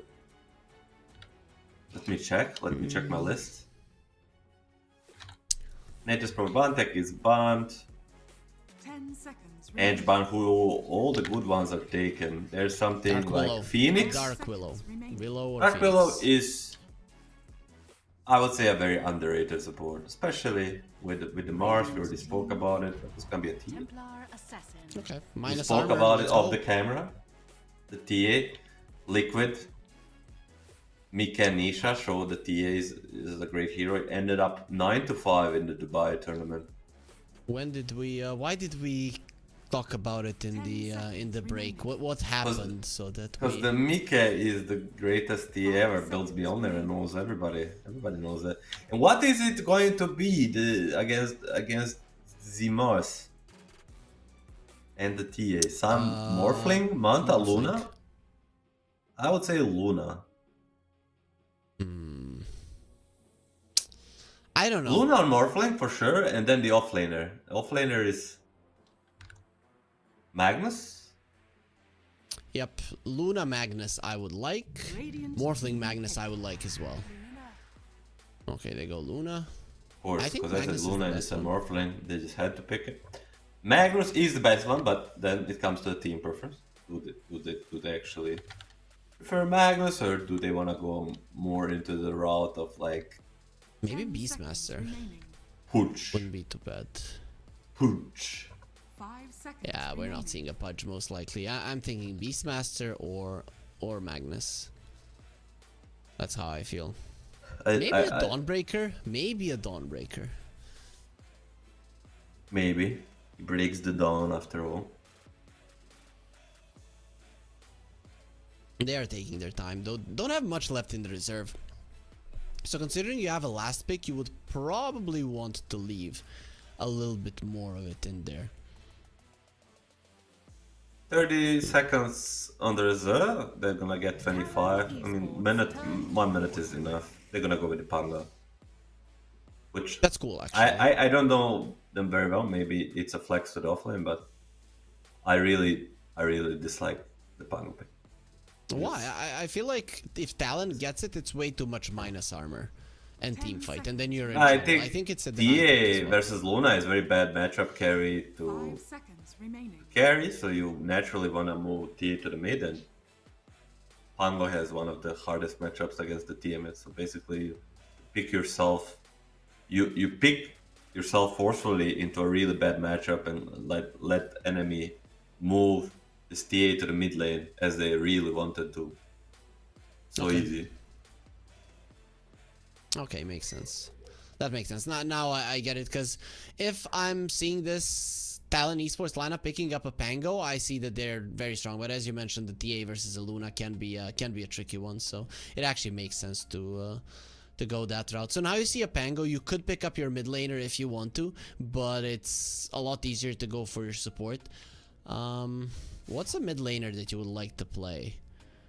No Storm, no Puck. I think they just put TA mid and just pick a Akashi hero, like some carry to carry versus Luna in this patch. Slark, I would say Slark or Faceless Void themselves. Okay. That makes a lot of sense. Slark is actually the one that I would love. Akashi does play a lot of Slark. You want to match up the night vision. Is it maybe a bit greedy having a Slark TA in the Mars? In theory, yes. But TA is already doing well in his lane. Mars should do okay in his lane. Slark or Faceless will probably get countered, but it's fine.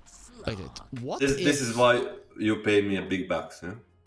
Yeah, but the question, what if now they put the Pango in the off lane and just pick some kind of a Viper or something that's going to be destroying the TA? That could destroy the laning stage of Talon, and then this it doesn't destroy the laning stage because Slark has a really good lane against Pango. So instead of Slark having a tough lane now, you're just having a TA having tough lane, and in the end of the day, it's a TA is gonna recover, and you're gonna be stuck with no tempo on the team top. So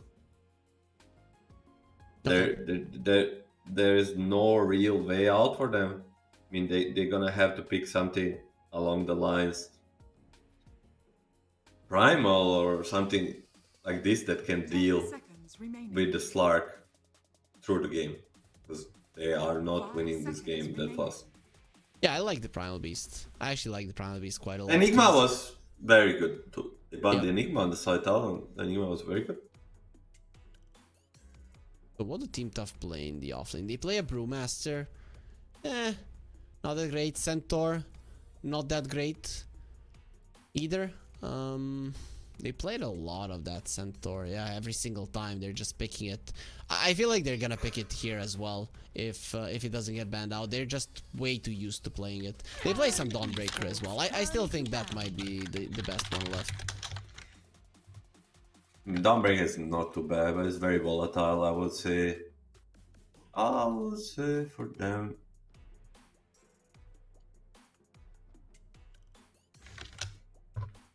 So they play Dawnbreaker is okay, maybe. 5 seconds remaining. Centaur Dawn. They're not getting anything else. Try to look for a niche pick, you know? But the support for Talon, what is it? What is there left for them to take? Are they gonna go for some like Skywrath Mage that we already saw, considering that the Dark Willow is banned out? Hey, Greenstroke is fine. Phoenix is fine. 5 seconds remaining. What else is there? Sun. See a Mirana? No way. Mirana is for sure fine. There's a lot of setup for the arrow. We've seen some Crystal Maidens. I actually wouldn't mind a position for Crystal Maiden. I wouldn't mind either, but it's more like a specialist thing. I wouldn't mind something like a Bane, you know? Yeah. If you're gonna go out of the box, like Bane could be really nice. Good against Pango. Good setup. It's gonna be Wind Ranger. This has been like a very popular position for hero in the C region and in the European pubs mostly. But what's left? We said they banned the Beast and the Enigma. I think we didn't mention the Beast so much for the Team Tough, but that was the good pick for them. We like that. Versus the Slark, at least for a tempo, and they're gonna do the Viper. So, regardless where this Viper goes, he should have a good lane. And it's gonna be Seimei, which is their offlane player, I believe. Yep, that's an offlaner. Okay, yeah, so they go all in with the laning stage on the Viper, you know, right? To mess with the Slark. And I would say it's a very volatile strategy. Usually it works to a certain degree, and then it doesn't work anymore. See if they can go over this limit. Even this top lane level 1, we saw so many times Viper versus the Venge, you know. Slark and Venge, Wave of Terror, Essence Shift plus Blood Grenade. They can literally kill Viper 100 to 0. It's one of the slowest heroes in the Dota. I would have preferred the mid lane Viper with bots and Aghanims, to be honest. This way, I mean, I would definitely agree, like in sense that it's just easier to use the advantage you make with Viper from the mid lane than in the offlane. But regardless, it's tough. Yeah, it is tough. It is gonna be looking rough for Team Tough here. They did lose versus Talon in the group stage with a score of 2-0. The drafts weren't similar. Both of the games, Team Tough, they played their Centaur this time around, didn't want to pick it up. We'll see how this one works for them. This was banned first phase, but yeah, makes sense. Overall, though, here I'm not seeing the trend changing. I think Talon got it. If they survive the first 15 minutes without many casualties, then that second night time is gonna be a disaster for Tough. I think Juan takes this game 1v9. Okay. And then at some point Luna gets strong, but Slar gets stronger. With the help of Mars, it's gonna be too much. So the game has started, but there is a pause. So we are waiting for the game to start, and we're hearing some friendly banter. They want to add each other in the friends list on Steam just to trade some items. And there it is. The game has started. Second semi-final.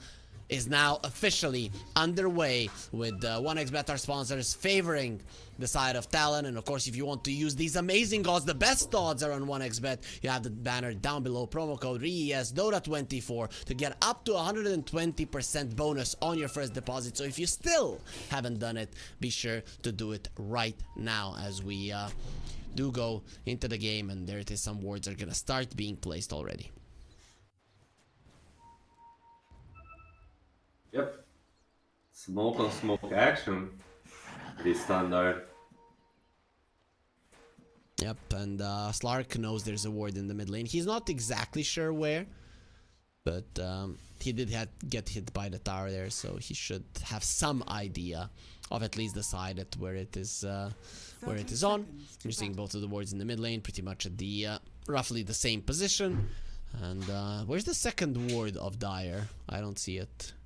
It's on the top lane. Oh, okay. That's why we paid the observer the big back. Shout out to our observer.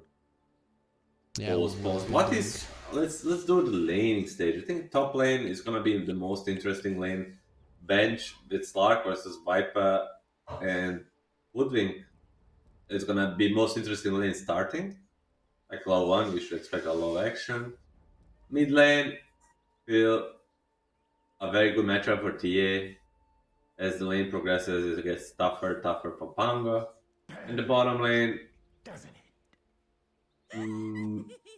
Luna plus Lion versus Mars and Windranger. I think this is the most 50-50 lane of all of them, but there is a high outplay potential for either side.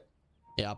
The kill potential is pretty high, right? And there is some damage between two of them. I'm just thinking maybe the Windranger starts off top lane, or maybe just hides on the bottom lane. That does cost the Viper maybe a creep or two, because that ward in the back lines of the lane is kind of giving me the vibes that they really want to keep tabs on what he's doing. And Windranger is still around the mid lane, so it does look like maybe he'll be rotating towards top.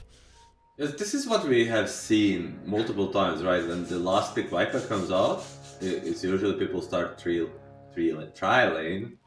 The battle begins. But Viper, look at the Viper. He's not contesting the rune. He's blocking from the start. This is very smart. Yeah, he's a genius. Of course, the creeps are gonna be separating each other. No! Move the camera. Move the camera away. Yeah. Didn't happen. We didn't see anything. We see the Mars on the bottom lane.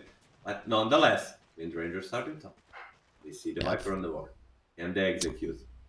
Blood Grenade is there. Power shot slows now. Viper comes any close to this bench.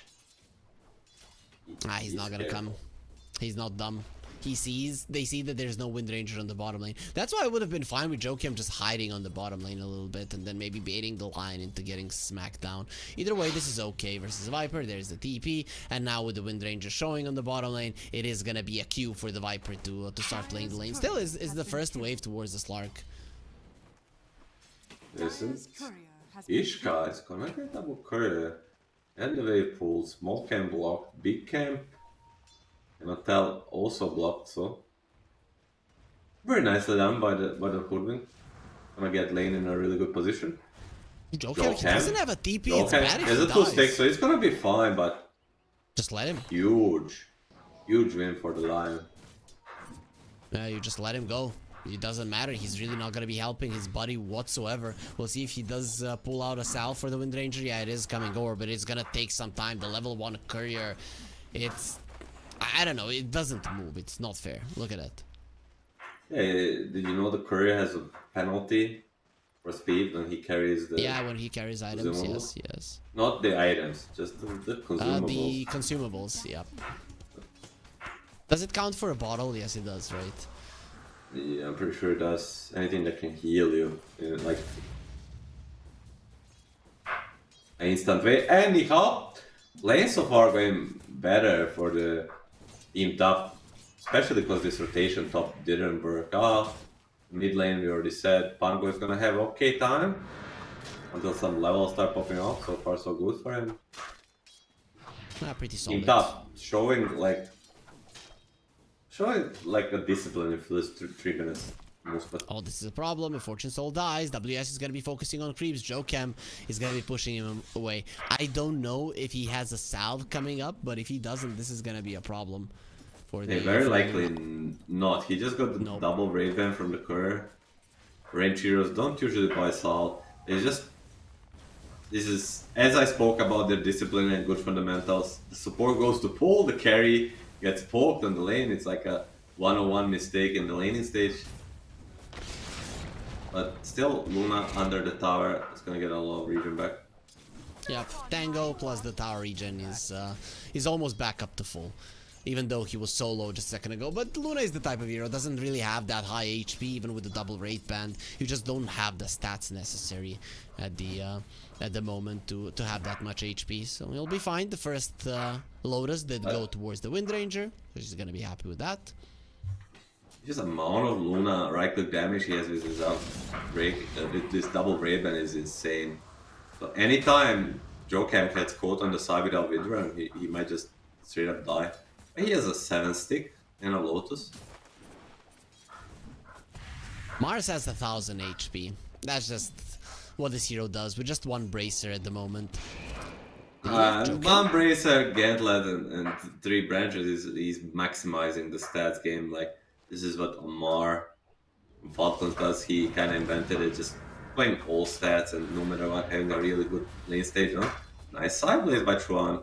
It's gonna hit few of them. Room control is not gonna be there, so water for water should be.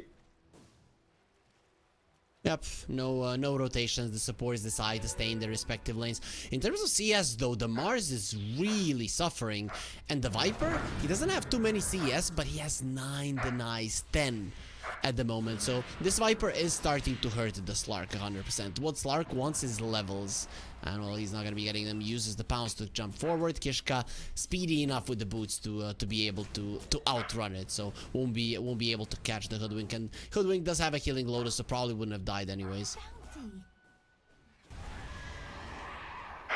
So let's see, Milan, where is the first blood gonna happen? Give us a prediction. Let's go. It's hard. I think the lane equilibrium top is fine, so nobody should be dying. But speaking of that, Ponyo, it's gonna be Ponyo or the Lion. Okay. Makes sense. We'll see if that's the case. WS in a little bit of trouble. His mana is being drained. His HP doesn't look that healthy either. Drops some of his items, uses the stick, and still has half of his HP. While Jokem, he does kill the Courier of Fortune Soul, has the Wind Run, 10 stick charges, healing Lotus. He's not gonna die 100%, just outruns everybody. In the previous series, we saw kills happening even before the lanes had started. Here, we are getting the Eastern European treatment. First 7 minutes, no kills. Wind Ranger, mega rotation top. It's gonna be a power shot. 35 is there. Same, eh? Still alive. He's turning around to fight, actually, and he's probably gonna die, but let's see at what cost. Ponyo gets the first blood. Jokem will be dying. The Bushwhack connects. Tsukimoto gets the kill, so return is there, but it's still a first blood for Talon, so I think they're super happy about it, especially with the Viper being dead. The question is, how many creeps can Akashi actually get? The air spike connects. Kishka wasn't in the vicinity. Bushwhack actually pulls him back. No pounce for you. A couple of hits with a blood grenade. It's gonna happen. Beautifully done by Kishka. Godly performance from the Hoodwink, and it lands them a kill. Very nice Bushwhack. I was gonna say it's not only a Viper kill, but also a force 2 TPs on a South. But if it's gonna bring you a kill on a Slark, you're more than happy with it. But now we see these 2 subs rotating top means no help for the Pango mid. No help means Sean is going for it. Yeah. Oh boy. He was waiting a long time. Trent does put himself in a pretty uncomfortable position. His mana is gonna get drained, but he'll be fine. Has the refractions in 4 seconds. 3 bottle charges, and Lion is actually playing with his life. Yeah, he's very dead. He's gonna be running into a trap. Bye-bye. Minus armor. 1-2 hits. Jokem. When is the power shot gonna be there? Not needed. Just the right clicks are gonna be enough. Don't know what the siege creep is still alive. No, it actually just died. So insane space, sentry placed, but look at the sentry from Chuan in the trees. This is some next level game. from the Chuan. This guy, it was Alliance fault, not Chuan. He's playing like a tier 1 player this game. Yep, looking very, very good. His positioning, his trap placement, he crushed the Pango as you expected. Tsukimoto gonna be rotating, trying to save the Luna. Luna is level 6, but of course not gonna have her ulti. You have to move. He is able to dodge that. Shackle shot doesn't connect, even with so many trees being around. Minus armor is there. He does have the piggy pole. He's super speedy. WS is gonna have a speed, and he actually misses Fortune Soul. He's super fast. He's dodging a lot of things, but in the end, he won't be able to dodge Death. Ponyo, however, does do it. Swashbuckle doesn't connect. Tiki Guy misses on it. His rotation will not be successful. Great things for Talon. Ikigai gives up this amplifier rune for this, and it makes a really big rotation bottom. Only actually it's gonna get Ponyo. I was like, this is very bad if he doesn't get him. At least he gets 250 gold for him. But Chuan, I'm gonna repeat my words that I said before this game. You can do it. What did I say? You said that I am very smart. Was that the... and beautiful. That smart and beautiful. I was thinking. Yeah. But you might be referring to saying that Chuan is gonna 1 versus 5 this game.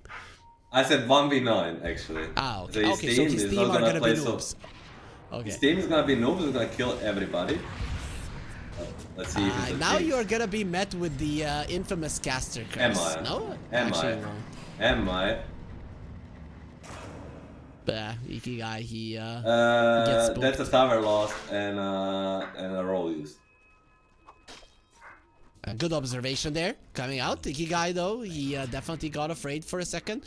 Chuan gonna be going into the triangle. Any stacks waiting for him? Yeah, there's 1 on the ancient, so not that much. I would really like for him to right after he farms his stack, go back to the mid lane, control the power rune, and continue dominating the map. 5.1 and 930. It's a lot of net worth, and most importantly, there's nothing much to stop him besides like Viper. So if there's if there is no Viper around, and if he has like supports with him, he should be almost unstoppable. Very true, very true. We'll see if the line maybe rotates. The level 6s of Team Tough on the supports will be there quite nicely. For a line, it's already there, and Kishka, he's level 5. We'll see once he gets it. Ponyo, on the other hand, is kind of struggling. Oh, they find him. He places a ward. Nice. He knew what was going on. The shield crash will allow him to live long enough to steal the runes, but in the end, that's gonna be the only thing he gets, because he just gives another kill to Chuan. And he wastes his TP, you know, we always speak about he's effectively dead for 50 instead of 30 seconds. Might be a go time for them on this top lane, but this is the most dangerous guy. Viper can die, but it also can turn into a disaster for Talon. So one guy they need to be careful about is the same A. Is it scary to just let him farm on same A, or are you fine? No, you're definitely fine. No, Viper does not scale that hard. Nice Dark Pact from the... No, Marsh is coming. This is the guy that can deal with everybody. Here comes the spear onto the Viper. Doesn't have his ulti. Akashi doesn't have his ulti either. And there's the minus armor. Chuan just rips him apart. Kishka will follow as well, with Ponyo ending his life. And Talon... What a response coming out from them. And that Dark Pact, it really did set everything up. Akashi, beautiful usage. It was perfectly synchronized. Baiting and under Slark, pressing the Dark Pact instantly into the Mars TP. And this is how 101 example of how you want to use your arena. You know, you want to TP, defend the tower. Let's watch it here. Like, beautifully baited. I'm not sure if he sees this Lion or he's just way too good at this game. He's way too good. Insta TP of a Mars into the magic missile. TA also TPs because they know if there's no TA, this Viper doesn't die. But look, TA comes level 2 or 3 melt, he melts from the melt. Yep, he melts. Anyways, you could say he melts. Either way, they are going for a smoke, want to use this Viper. They know he's their most dangerous hero. Maybe not the strongest. Jokem is in the vicinity there to break the smoke, and that's not a hero that you want to find. You want to find the TA. The scan was used. Tsukimoto, he's here all on his own, and now Seimei is just gonna leave him. Let's see the Lion. What the hell is he gonna do? He's gonna wait to die because the Mars is gonna come from the side. Actually misses on the God's Rebuke. Doesn't matter. Chuan only takes one hit to annihilate and murder the Lion. That's gonna be another one for him. I mean, this is what we spoken during the draft too. It's like, yes, this Viper had a decent lane, whatnot, but he cannot progress the game. Viper is not hero that smokes. He does not have initiation, he does not have a team fight, he does not have anything. He wants to dominate certain parts of the map. Like, I don't know. It's too complicated to explain in a short amount of time, but one word, like, Team Tough is in a tough position. Okay, so it's in their team name, but it doesn't matter. They've come out from bad situations before. We'll see if they're gonna be able to do it versus Talon, though. If Talon wins this one, there's gonna be the third game in a row that they're beating Team Tough, and sometimes you can just feel that you cannot win versus a certain team. So what now? You lost your bottom tower, you lost your mid tower, the top tower you were unable to get. Where do you pressure? How do you pressure? Do you just wait for this Luna? I mean, you just get default on the Pango and try to get small engagements.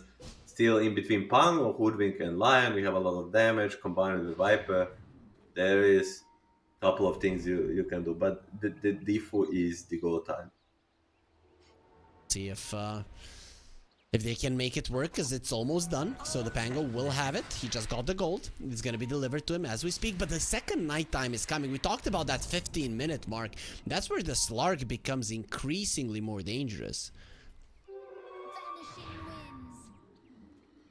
Yes, and he's gonna be, yeah, it's like the Slark's first time in.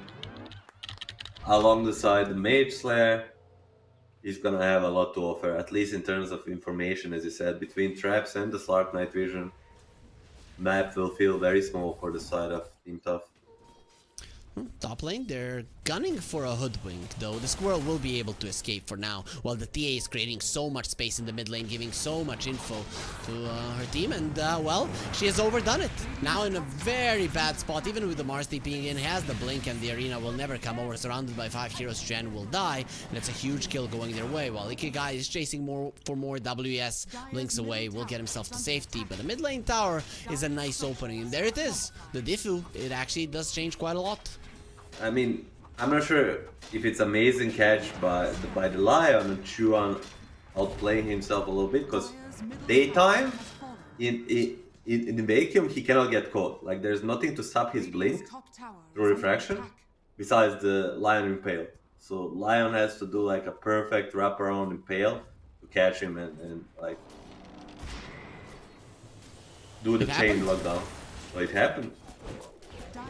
Akashi gonna get caught. That's a lot of damage being done, and they swap, and the shackle. That's a long ass shackle swashbuckle, doing some damage to Akashi, not enough to finish him off, and they get themselves a kill. That's a permanent agility stack on the Slark, his first one, so you have to start somewhere. One permanent agility. You know, trivia time. Did you play Dota once? Yes. You know Dota? You remember like a 2-week patch where Slark would get 3 agility from killing a guy? Yes, I remember. I played like probably 100 games of Slarks in these 15 days. that was the most ridiculous thing ever. Maybe it was in Dota 2 even. I think that's Dota 2 actually. Actually, I don't think it's Dota 1. 2. It wasn't permanent agility. In Dota 1 there was no permanent agility on the Slark. I think that was like first iteration of the permanent agility. Yes, exactly. I think you're right. And that, I mean, I was about to say that wasn't that long of a time ago, but it was like 7 or 8 years ago, and that's a really long time. Of course, if you want to count from 2019 to now is 2 years, then it's like 4 or 5. As there will be a swashbuckle and a bushwhack, more than enough damage to get the kill with the sharpshooter. Poor Ponyo, he didn't know what was coming.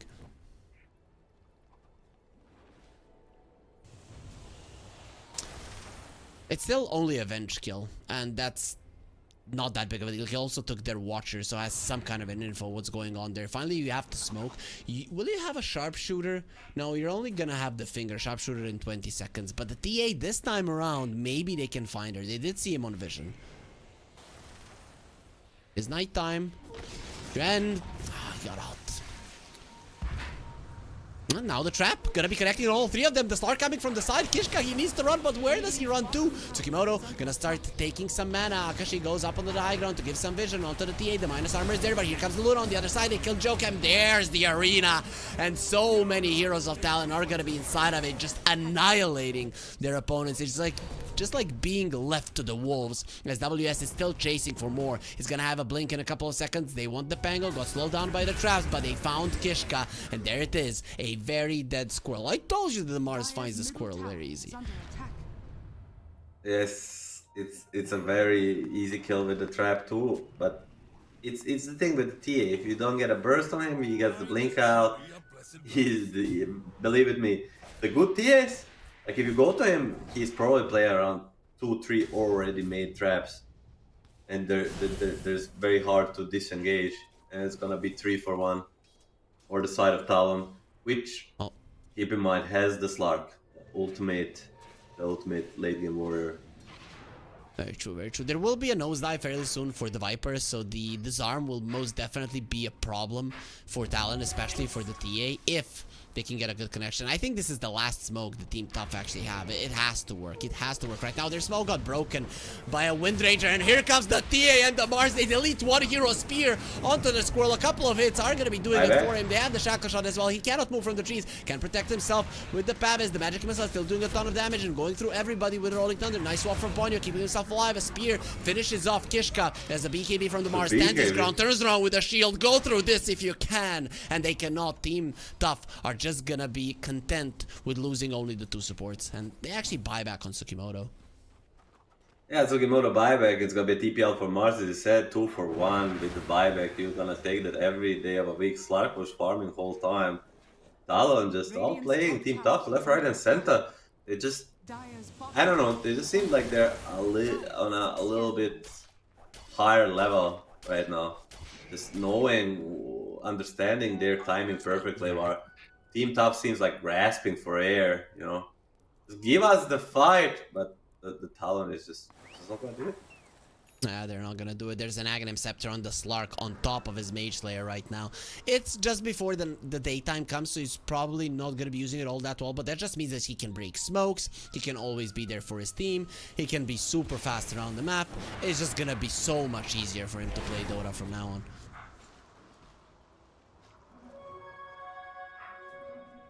And also, Jokem getting the closing on the BK. We don't usually see the support Wind Ranger. Basically, double bracer mana boots into the BKB. Wants to be able to go inside of the enemy lines. Rush on the menu. One of the things that TA is very good at. Yep. Minus armor, they have the focus fire, and with this Deso, he's not gonna be staying alive for long. Chen, he gets the Aegis. One good thing though for Team Tough, Luna is still at the top of the net worth chart. So despite all of these kills and the net worth lead, the Luna is keeping herself relevant. The question is here, Milan, is that enough? It could be, but can I make a confession? I just feel like making a confession. Sure, sure. I'm the support. I'm one of the support that always steals the rush last hit. Every single time. Did you know rush last is actually insane amount of gold, and it doesn't show on the screen, so nobody gets mad about it? Oh, you should try it in your games. Gold? How much gold? I don't know. Depends. A lot. Like 200. Made it up. Just a lot. So try it out. Nobody ever gets mad about it, because it just doesn't show like a tower last hit on the screen or kill, so they don't even notice. It carries. Let you go with it. But smoke. 4-man smoke. Forgiven, my child, as Shackle Shot doesn't connect, but they found the Viper there in the arena. They're going to be dealing with BKB is still ready on Mars. As he keeps him in place, yeah. They have a pounce, no TP for you. The Viper is just going to die. He stands in place and waits for death to come. Gets shanked by the Slark. 2 heroes dead just like that, easily. Didn't mention it, but the most recent change to Viper, where they swapped the break from the second to the ultimate ability, works very well in the Slark favor. Kinda changes this matchup through the mid game a lot into the late game. Very true. You can't purge it off, but you can dodge it. It just doesn't stand. It doesn't last long enough. you can dodge it. You can even just not let him cast it because you have like basically a double shadow dance with the shard. So very tough. Dren? Oh, that's a Mr. Spike Tsukimoto. He even cancels his mana drain. TA doesn't have that much. Has the Arcane Rune, however, so it's not going to be a problem. So what's next here for Talon? What are they waiting for? Or is it just slowly you go from objective to objective, you get a tier 2 now, you wait for the second Roche, you get a couple of kills. Is there anything big that they're actually waiting for, or is it just gonna be slow and steady victory from now on? I think they're just waiting for the opportunity basically while like farming on everyone. You see this Wind Ranger with the BKB, she's hitting the jungle creep, so they're fine with just this game being stale, but if they see opportunity to smoke or one of the team tough heroes gets caught on a trap, they will gladly take. But Slark, slowly but surely, like he's gonna get to the point. He's gonna overtake this game. Keep in mind, TA is not the main carry of the Talon. It's the Slark. Slark, though, in terms of net worth, he's below them, but of course, as you mentioned, he's the one that you need to be super afraid of. Ikigai comes forward, he's gonna get stunned up. That's very dangerous, my friend. He's gonna be caught by silence. The spear is gonna be amazing. A couple of hits from the TA, he's dead. BKB from the Mars will save him from the Viper. Well, Tsukimoto is getting destroyed by the Focus Slark. Gets into the tower, will be fine. And here comes the Slark, the big boys here. Silence is there. Oh, protecting Seimei. Akashi goes for the ult. He has to jump himself away. They lost the Aegis, actually, but WS comes in and destroys the Viper with the God's Rebuke. 2 cores are down with Akashi searching for more. He will stop for now. That's some BKB usages though for Talon. Not too bad for Tough, I guess. I mean, not too bad, but definitely very good for the Talon. They lose the Aegis, they get 2 core kills, they get a tower, they get to extend their lead. It was sort of a timing on the Aghanis, on the Pango for the side of Team Tough, but never actually getting to use it. WS, he was just boss of the whole fight. Yeah, he did everything right. When he saw that the BKB was ending, he just left the arena, left the Viper alone, and now he has an AC. So good luck surviving these right clicks from the TA when all of that minus armor kicks in. I don't know if it was me casting with you or I think I casted some of the qualifier for the big tournament. Just some of the Mars players they just show these amazing performances, and this is one of them. 606, 200 creeps. 25 minutes, BKB Blink AC. This guy is like putting on a show. Map showing us how the Mars is done. Luna going for a butterfly. That's gonna be a huge item timing for her. Still topping the network chart, but this nighttime is something that you have to survive. And it feels really bad to say, okay, that's a really nice jump from the Slark. With an Aghanim Scepter, it's not easy to actually connect it properly.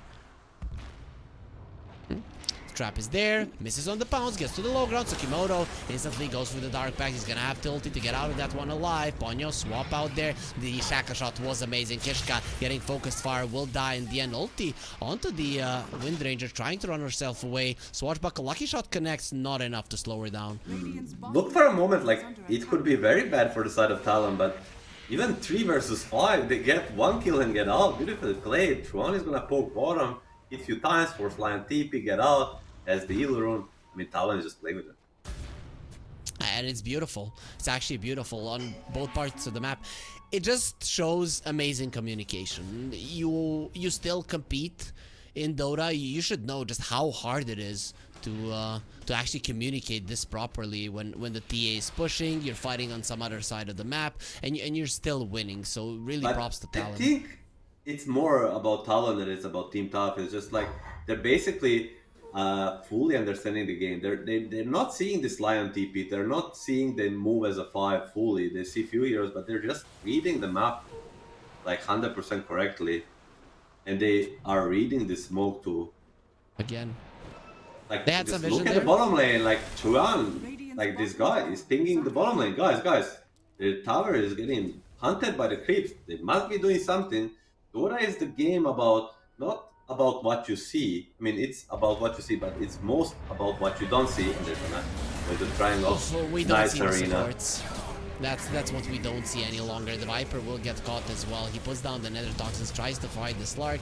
There will be an ulti, nosedive onto the ground, disarms the Slark, so he doesn't have that little shank that he got from prison, but it doesn't matter. It comes back up. No permanent agility for you with a break. Yeah, that's very important, as Chuan has the AD rune. Will be going for the mid lane tower. Both the mid and the bot lane tower are getting super low, and there is no more glyph.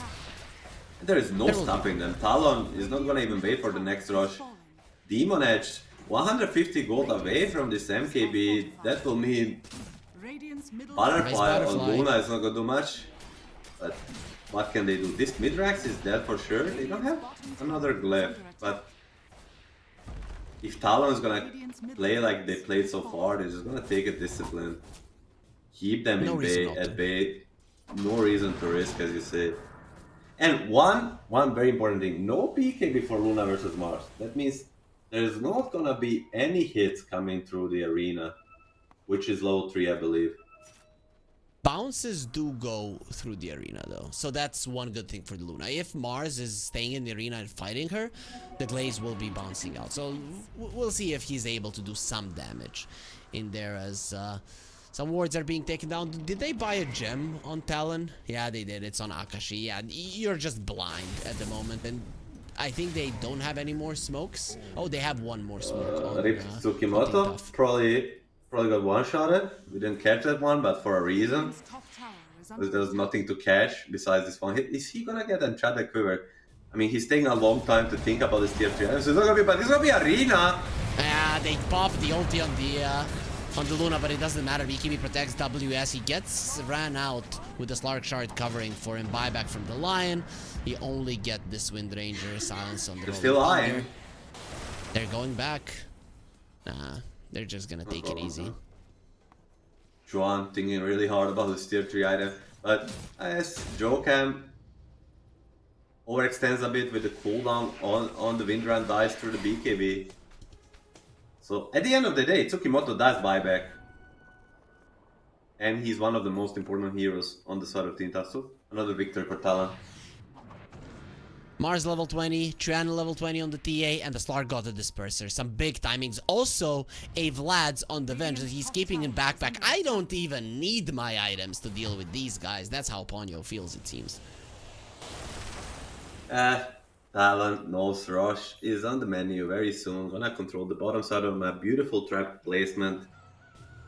Top active, I cannot tell what it is. It's gonna be the shield. They're gonna trap the Rush and just wait it off. Seems like Team Tough wants to go for a Hail Mary smoke. They have to. They certainly have to, but it's gonna be rough. I would say Team Talon needs to mess up big time for this to work. Big time. Fortune Soul, he's still Tsukimoto Blink. Tsukimoto Blink on top of the Slayer before anything. Avenge not ready, could be a thing, but no blink on him. He has a shield rune. He has a shield rune. It's not good enough. No way. Oh, if this smoke breaks, they're on top of trap. This could be a total disaster. WS, he just needs to walk a bit more to the south. Will he find him? He sees the Viper. Okay, they killed the trap. And actually, the Viper missed that trap like 3 times. The Slark is coming forward, jumps onto the high ground, deals with the vision immediately, so you don't see anything now. Oh no, They're gonna be trapped in the arena right now in a corner. Misses on the spear. The Luna has a shard, turns around, and actually is gonna start bouncing with those glaives, but inside of the arena, he cannot move. The Eclipse won't be doing anything. They're still being surrounded. Don't have Tsukimoto, and the Viper did buy back. Will be coming over. Rolling Thunder, really nice, but an even better swap. They do find the no, they don't find him. The depth shot is there. They're all gonna be hiding it. And Chuan finally comes over with a shackle shot, being amazing from the side. It's always the guy in the back's fault. Icky guy destroys Fortune Soul, keeps him in place. He didn't move in time, and they just lined up perfectly for Jokam to show his skill. Jokam, I mean, we always say it takes 3 people for a good tackle. Guy that's launching it and 2 to line up for it, but what a shackle, what an ending to this game after all. Beautiful stuff from Talon, and they're showing class. Class performance by the Talon Esports. Beautiful. I could hear you starting to panic And I can only imagine how Team Tough panicked when they got into a position where they're behind Roche. You're literally in the corner, you're surrounded, and you're just waiting to die. So that's, it's like a movie. It's like a horror movie. You know, you're in a wolf trap. Like there's like a bunch of wolves surrounding you, and you're like a 5 babies there. It was just a slaughter, and everybody knew what's gonna happen. But you know, after all, it's what you have to try. Even though everybody knew that the Rush fight is gonna end up like that, you just have to try. I always expect in moments like that something from when you're mentioning movies like from The Hobbit or Lord of the Rings, when you're getting help and it's rally around the king and stuff like that. But I didn't watch either. We are going to be taking it to a break right now, guys. Educating my co-caster in the meantime and seeing you in 10 minutes for Game 2. 1xBet and Eva Alfie present betting on all esports events on the website and in the 1xBet app. 1xBet. Play with Eva.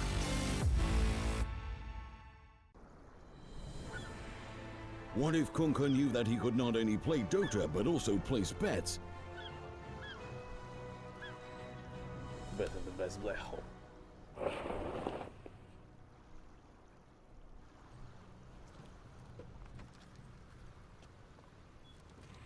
1xBet, bookmaker company.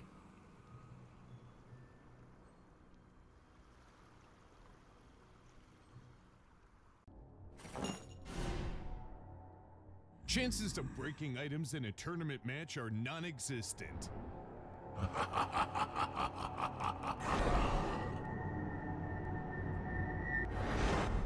Chances of winning at 1xBet are always real.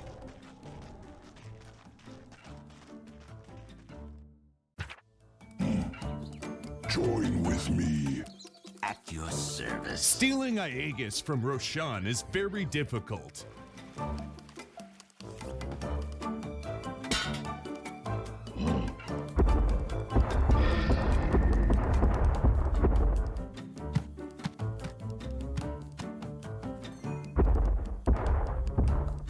Winning at 1xBet is super easy.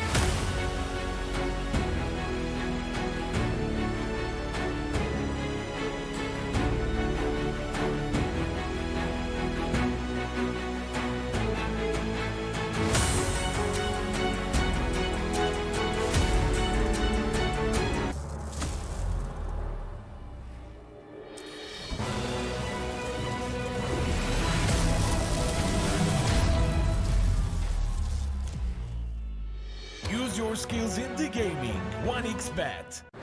Look around. Screens are everywhere. They allow you to immerse yourself in another world, into hundreds of different worlds. Here you can be anything you want, and we will support you in this.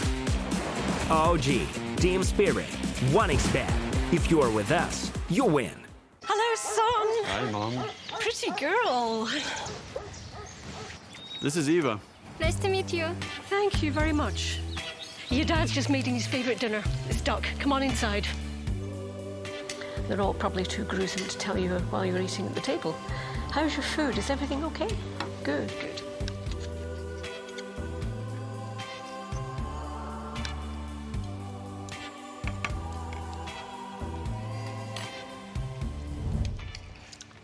You seem to know each other. Yeah.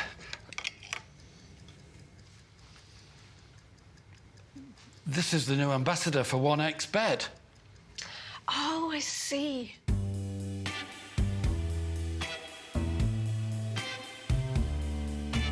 Everyone felt good when Eva Elfie became the new ambassador of 1xBet.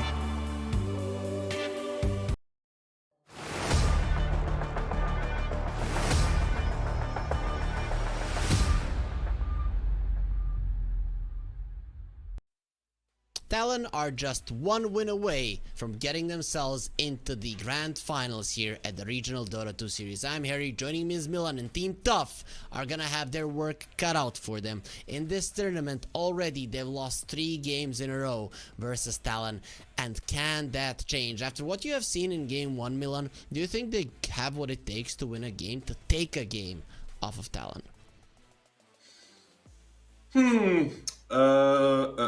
I think if Talon plays the way they played the game 1, I think it's tough, especially combining with the draft they had. It's gonna be really tough. So I think it all starts in the draft stage, which it will be swapped around. Tsukimoto from Team Tough has chosen the first pick, so it will be a different dynamic. So they need to do better in draft, and then they need to play better, and they need Talon to play a little bit worse. Because if Talon plays like they did last game, it's gonna be tough for the Team Tough. I love saying it. Do you feel good about yourself? Do you feel like you're I always accomplishing feel good something about in myself. life? Okay, cool. I feel like my whole life is accomplishment. You're now an airplane. Don't end up like the airplane here in Serbia a day ago. It was pretty scary. Anyways, though, still survived. Yeah, you will survive as we do get ourselves into the draft of Game 2 here in the semifinals. Talon versus Team Tough. Let's see what kind of adjustments await us here. Talon Esports turn to ban. Now you're supposed to say something because you're an analyst and you need to give us some kind of an insight prediction on how the draft stage will go. Yes. Okay. Team Tough gonna ban the Team Beso and now Talon Esports, Orion, and I mean bans will be very as I was gonna say, bans will be very standard. There comes the first phase Medusa ban. Talon Esports respecting the Team Tough Medusa, doesn't want to deal with it. Team Tough gonna go with the Timber Batrider bans. 5 seconds remaining. Okay, so nothing too out of the ordinary. They actually banned out the Medusa this time around in the first phase. I guess it makes sense. Team Tough have really been looking good on the Medusa, and it might be the only hero around which they play so well that Talon can maybe lose to them. They get rid of the center as well. They're just targeting Team Tough. I think this is smart. Team Tough do not have that wide of a hero pool. As you mentioned, not all of their players are well known, which means that they haven't been in the scene for a very long time, haven't had the time to develop a huge hero pool, and well, that's gonna show. That's gonna show in game. Yeah, I mean, it just nowadays choose a lot of comfort over meta, like, but they're gonna mix up the comfort and meta buns, and there's gonna be a Lion into a DK. Lion, one of the better support versus the DK. But there's another guy that we usually see as a DK response, and that's a Shadow Demon. And If people we're gonna do see go if for him. Talon picks it up, I think it should be very expected. Let's see if that's what they're gonna be going for. One of those two heroes definitely does sound like something you want to get. Or But they go Coddle. for the Coddle. I was thinking, yeah, the Coddle is the one that we spoke about before. It's like a natural D pusher, Vessel buy versus the DK. So they just think it's high priority, because I don't think you're hiding anything on this pick. You're just getting whatever you think is more important, and they think it's the Keeper of the Light. 5 seconds. If Team Tough doesn't ban the Shadow Demon, I would definitely expect them to take that too. Dire team ban. So support or mid lane Coddle? Is it just a straight up mid lane Coddle most likely? I think nowadays it's just a mid lane Coddle. I'm sure there's some specialists playing it, but just the hero is just so much better with items than not. I mean, every hero is right, but in essence, but it's just the discrepancy between this hero and mid and the support is way too big. Shadow Demon, and it's gonna be banned as we talked about from Team Tough. And the other ban, maybe they wanna get rid of the Slark. Not like Slark has beaten them last game, but gave them a lot of trouble. More importantly, psychologically, I feel like gave them a lot of trouble. Even though Luna had farm, like I felt like they also felt if the game goes stale mode, the Slark will eventually win. Maybe Makes sense. Maybe just get rid of it. So they've only played one Coddle in this tournament on Talon, and it was a mid lane Coddle, so Trent's hero. We can be expecting that Spirit Vessel to be his first item most likely. As Team Tough, they're really taking their time. So what are they discussing here? It's gonna be a Viper ban, so they don't want that break versus a DK. I don't know if Viper is something that Talon wants to play anyways. I don't know either. I feel like Faceless Void or the Slark will be on the menu for Talon, but guess what? Maybe Team Tough picks up a 14-15 Faceless Void. They don't want to deal versus the Viper, because Faceless Void is one of the best cores against the Keeper of the Light. Very true, very true. You can easily catch him, and once you catch him, he is pretty much dead. As something that comes to mind is an Ember as well. Mars is also a decent hero versus the Coddle too, but Talon, they're gonna be picking it up for themselves, so no Mars for you, Team Tough. We still don't know where this DK will be going. Mid lane, off lane. I've even seen a couple of carries. Be very surprised if Team Tough doesn't pick up Void in the next two picks, or maybe at least pick it up 18. But Talon Esports, this is the second stage drafting, a second pick drafting that I like. Fully going with their idea. What about Clockwork Morphling for Team Tough? It looks pretty cool here. I mean, it's okay. It's cool. But there's downsides of it, like Call plays a really hard tempo and the Morphling buys the Vessel. And Mars will still have okay lane. They're gonna go with the Crystal Maiden. Please Void. Please Void. If they don't get the Void, then this CM just doesn't make any sense to me. I mean, I think they'll... Because Talon picked up 2 cores, like, I think they can save the Void for the 18. 10 seconds remaining. Like, I don't think Talon will be last pick in the support. So you can risk in that way. And pick up just... What's in the pool? Techies, I guess? Techies or like... isn't pool. What else people play on 4 nowadays? Even Hoodwink again. Something like this, Techies Hoodwink, and save this Void pick. Yeah. If I was Talon now, I'd get Dark Willow, Faces Void. I don't. I would just pick Faces Void. I don't care last pick either. I like that. I don't really care. Like, it's the Void after all. What are you gonna pick on offlane to deal with Void, kind of? Yeah, you will pick some Beastmaster, and have like a good matchup, but is it really a game winning? Not really. Yeah, not really. And actually the Coddle is really good versus that hero as well. But you know, whenever I see double pushing cores on a team, it actually does create a bit of a panic on the other side, because you try to defend every single time, you make a couple of mistakes, and it can make the game go out of control. So or you end up defending these towers and maybe out of control on the other side. So Tiny is gonna be a hero for Talon, one of the supports we have seen in Dubai being very popular. I mean, ever since like Jerex into Saxa days, these guys made this hero look like the greatest boss 4 that ever existed. 10 seconds remaining. Let's see. Will it be a Void or will it be something else? They could still go for a support. I think it will not be a Void. It will be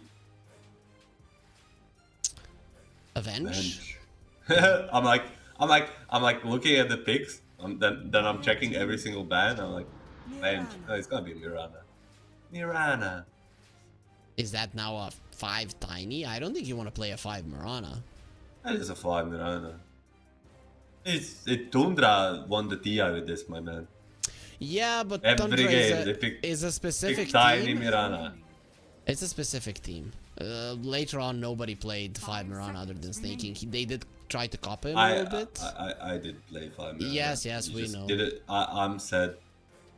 And at that point, you weren't No, having that much you're not success. following my career. I am. I did I win am Division every 2. single time. I did win against this Talon. It's not. Yes, it's a Talon Millage one. Don't start the beef with me right here. Let me. We don't need to this discuss the draft. The viewers. Faceless Void will come in. We don't need to discuss sure, draft. We sure. Okay, we don't. Faceless we don't Void is need to. 100% pick. So here, guys, Milan currently with his team Ninja Penguins. Hey, yeah, right. He's doing really well, and he is not playing a 5 Mirana currently. I did play in the finals against Team Tickles in the recent tournaments. I played 2 games of 5 Mirana and won both of them. End of discussion. It's gonna be the Ember Spirit. No Faceless Void. Okay, I like the Ember versus the Coddle though. Avalanche into Arrow is a problem. Talon Esports turn to I mean, there's a couple of problems. Naga should kind of, how do you call it? We say it like telephone the ban. Like should be, how do you say it in English? Should make it obvious, I guess, in essence that they want the Faceless Void. So Talon should be banning Faceless Void and Lifestealer, I guess. Oh, okay. Lifestealer is good. Or they have something Team Tough have. Where Team Tough should be banning the Morphling. I mean, it's not the best lane with the Mirana Fire, but it's a real good Morphling game. Like there's Tiny. What about a Tiny 5? Hey, that would be great. That would be a great adjustment. We already discussed this. That I agree with you. It's a great adjustment. It's just for some reason, plus 5 players are afraid of playing Tiny. Okay. I don't know why. I play it a lot of times. It's basically the same hero as playing it plus 4. Wait, now do you play 5 Mirana or 5 Tiny? You need to choose. I play both.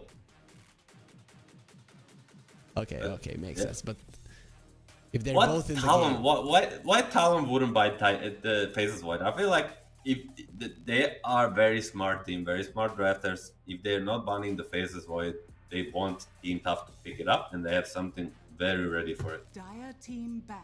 They're gonna ban the Luna. Team Tough, they'll ban either Slark or Morph and pick up Faceless, right? Yeah, you ban Morphling, you pick up Faceless Void. I think that's the right choice. That's definitely the choice. And then I'm really looking forward to the Talon. Like, this is what we got prepared. Like, I want them to pick their hero in like 10 seconds after Team Tough picks up the Faceless Void. I don't know what the hero is, like Sven. Oh, they banned the Faceless Void themselves. Maybe they didn't play it. I mean, could have been a thing. They banned the Faceless Void to pick up the Slark into the Mars. I mean, it should be a decent lane against double melee, but through the game, the blast, the arrow, you get caught in arena without BKB. Mage Slayer is not gonna cut it. 10 seconds remaining. I don't like this. This is more like a deny pick. And now the Morphling will come out regardless. And he's 1-1. He's not the greatest against the Slar, but it's not gonna be 1-1. He's gonna turn into Ember and kill all the other heroes. Does Akashi play the morph? Akashi? Yes. No. Is there anything else other than the Morphling though? Gyro, you're not gonna pick here. Choose your hero. Yeah, I guess it's a numbers advantage that you're going for, and when there's a Ember Spirit on the other side, Spirit heroes hate playing versus the Meepo. One net connects and you are suddenly in so much freaking trouble. Meepo, I'm googling Akashi Meepo. He's a He god. played 6 games in the lifespan, one this month in the close qualifier, and was 0-3-2 versus Team Asta. Not promising. Not promising stats, to say the least. Let's see, does the Pro Tracker have it? No. In terms of drafts though, give me a prediction here. Talon all the way. I think this nice Lark pick was a pick, and although they have the DK, one of the strongest heroes in the patch, Talon has what it takes to deal with him, and it's gonna be a quick duel. I think I'm looking at Talon's lineup, and if they don't keep this Ember in check, I can see Team Tough winning, because Ember is the way of Team Tough to deal with the Keeper of Light. But I think it's so easy to recognize that, and just every single time you see an Ember Avalanche toss into an arrow, and it's just a straight up kill. So yeah, I'm very much afraid for Team Tough here. Yeah, I mean, there's a lot of on Ikigai's back. Like, he can definitely, how to say, carry the early game. Because as you said, yeah, there's Avalanche into arrow, but it's not the easiest to execute. And he can make a low space. Even after he gets the Mage Slayer, he might not die to this combination. But the most important thing for him is to dodge the Meepo timing. Timing. I didn't mean timing, guys. I meant timing. Where we need to get ourselves into the game. There's a smoke into smoke action. Jump into the game. 5-5. Oh my god, take it away. Onyo, you don't want to skill the leap. You might have to if you want to live. Kill it. Nice. It's not the worst low on ability, especially 5. You don't want to do it, but if it's gonna make enemy team not get the first blood, you always do. Okay. So it's not. First blood is way too big, so let's put it that way. What about if you were a Phoenix? Do you skill the Icarus dive? Yes. I mean, any ability is worth not getting a first blood to an enemy, because like they're gonna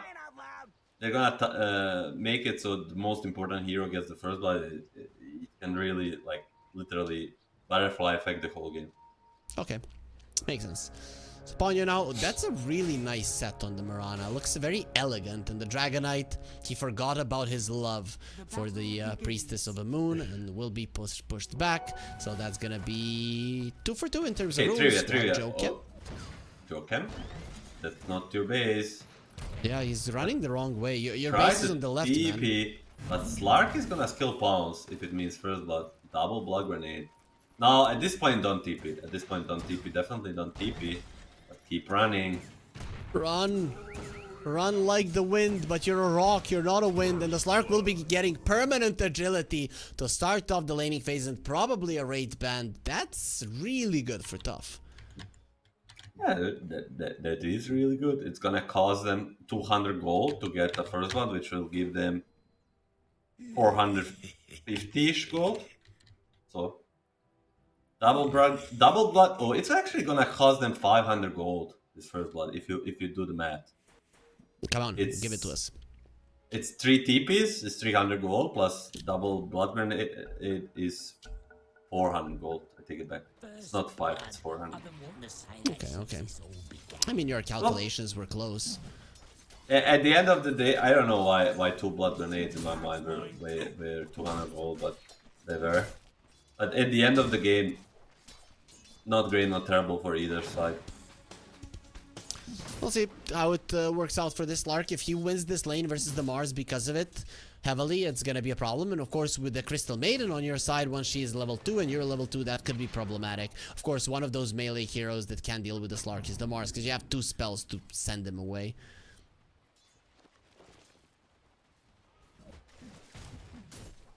So we already spoke how it should be a fine lane for Sliver with double mid. With the first blood, definitely even more. Harassment bottom. Keep in mind, this support and base, they use like all of their mana. So we'll start for Slar, but even better from Meepo. Yep, looking good for the Meepo. Seimei. He's being harassed, level 1 Dragonite, just doesn't have that much in terms of defense. Actually started with the Dragon's Blood. Okay, understands that he's gonna be smacked and smacked and smacked again by these two. Level 2 on the Mirana jumping in, there's gonna be a double Starstorm. Seimei is dead! They got him! Even with the Dragon's Blood and the Bracer, he died. I just Mirana, Universal Hero, or branches with the double Starfall. A lot of damage. I really love Mirana. I didn't play Dota for quite some time, but if I you always say that in such a melancholic way, like, oh my god, I played Dota in so much time. Just play it, man. Just play it, man. I will not invite you to play with me, but just play. No, I don't want to play with you because that would be too easy to win. Two players of this caliber, of course, me being a lot better, that would be impossible to lose. And you would also want to take my Mirana, so no way. Tsukimoto, he's trying to deny himself. Oh, nice try. Yep, nice blood grenade. Went for a 3-pointer there. Not gonna get it. 50 gold around the drain, not the 100. You live and you live. Akashi gets sent back to the tower, taking some damage. We all know just how annoying the techies can be, but good thing for a Meepo, he has such high armor, so the right clicks of the techies aren't really gonna be hurting you all that much. Dire's courier has been killed. Couriers seem to be dying quite a lot. Jokem finds Fortune Souls. That's what the Tiny does. Pretty good at killing couriers. Mid lane, we haven't discussed it much, but it's always going to be a wash between these two heroes, with probably the Coddle farming a little bit better later on. Ooh. Left? Maybe for the bottom lane anyway. But yeah, I remember Juan, during his Europe days, he was making a name for himself on this hero. Like, I feel like he's not the best Coddle, but what? The things that are scripted, he knows Fortune Soul. He's why is really dive with the boots. They have the I don't know why. He doesn't have boots. Oh, he made a mistake. He wanted to plant the tree and just get him on it. WS. That doesn't work. Like, you think it's gonna work, but it's like there's like a sort of mechanic in Dota that doesn't allow you to do that. Like, it's 1 out of 50 times you actually can hit that, even if you just do it like same frame. Akashi dies in the bottom lane while we're looking at that chase in the mid lane. The most important hero on talent does die just before he hits his level 4. That's also a problem. Once you get level 4, you can send your Meepo to the base, heal up, and just reset everything. And even with that kill onto Seimei at the start of the lane, it seems that things aren't looking amazing for the Meepo, but they're definitely looking amazing for this Dragonite with 24 CS. So far so good for the Dragonite, but we'll see what they can do with this love for Meepo. Kishka? It's gonna block the big camp. Maybe a little bit too late, or they stack me there. Gonna make his way bottom. Meet Mirana. I take heavy harassment. Gets arrowed, he could very easily die though. Ponyo looks like he just wants to farm with it. But see, once Akashi is level 4, it's gonna be easy for him to keep Seimei in place for a long period of time for the arrow to connect. But I don't know, even with a max duration arrow, if they have enough damage to kill him. I just like the fact that at level 4 at the bottom lane, now it's 3 versus 2 and not 2 v 2 anymore. It's just Dota things, you know? Suddenly, okay, we're gonna try lane. We have 2 heroes now. Let's see, top lane, Fortune Soul and Tsukimoto. They are pretty powerful themselves though. Versus a Mars and a Tiny, the burst damage is something that you're always gonna have to be super afraid of. Tiny went for 1-1-1 build. Sometimes we see 2 points in the Avalanche, but he's gonna be deciding to have all 3 of his spells this time around.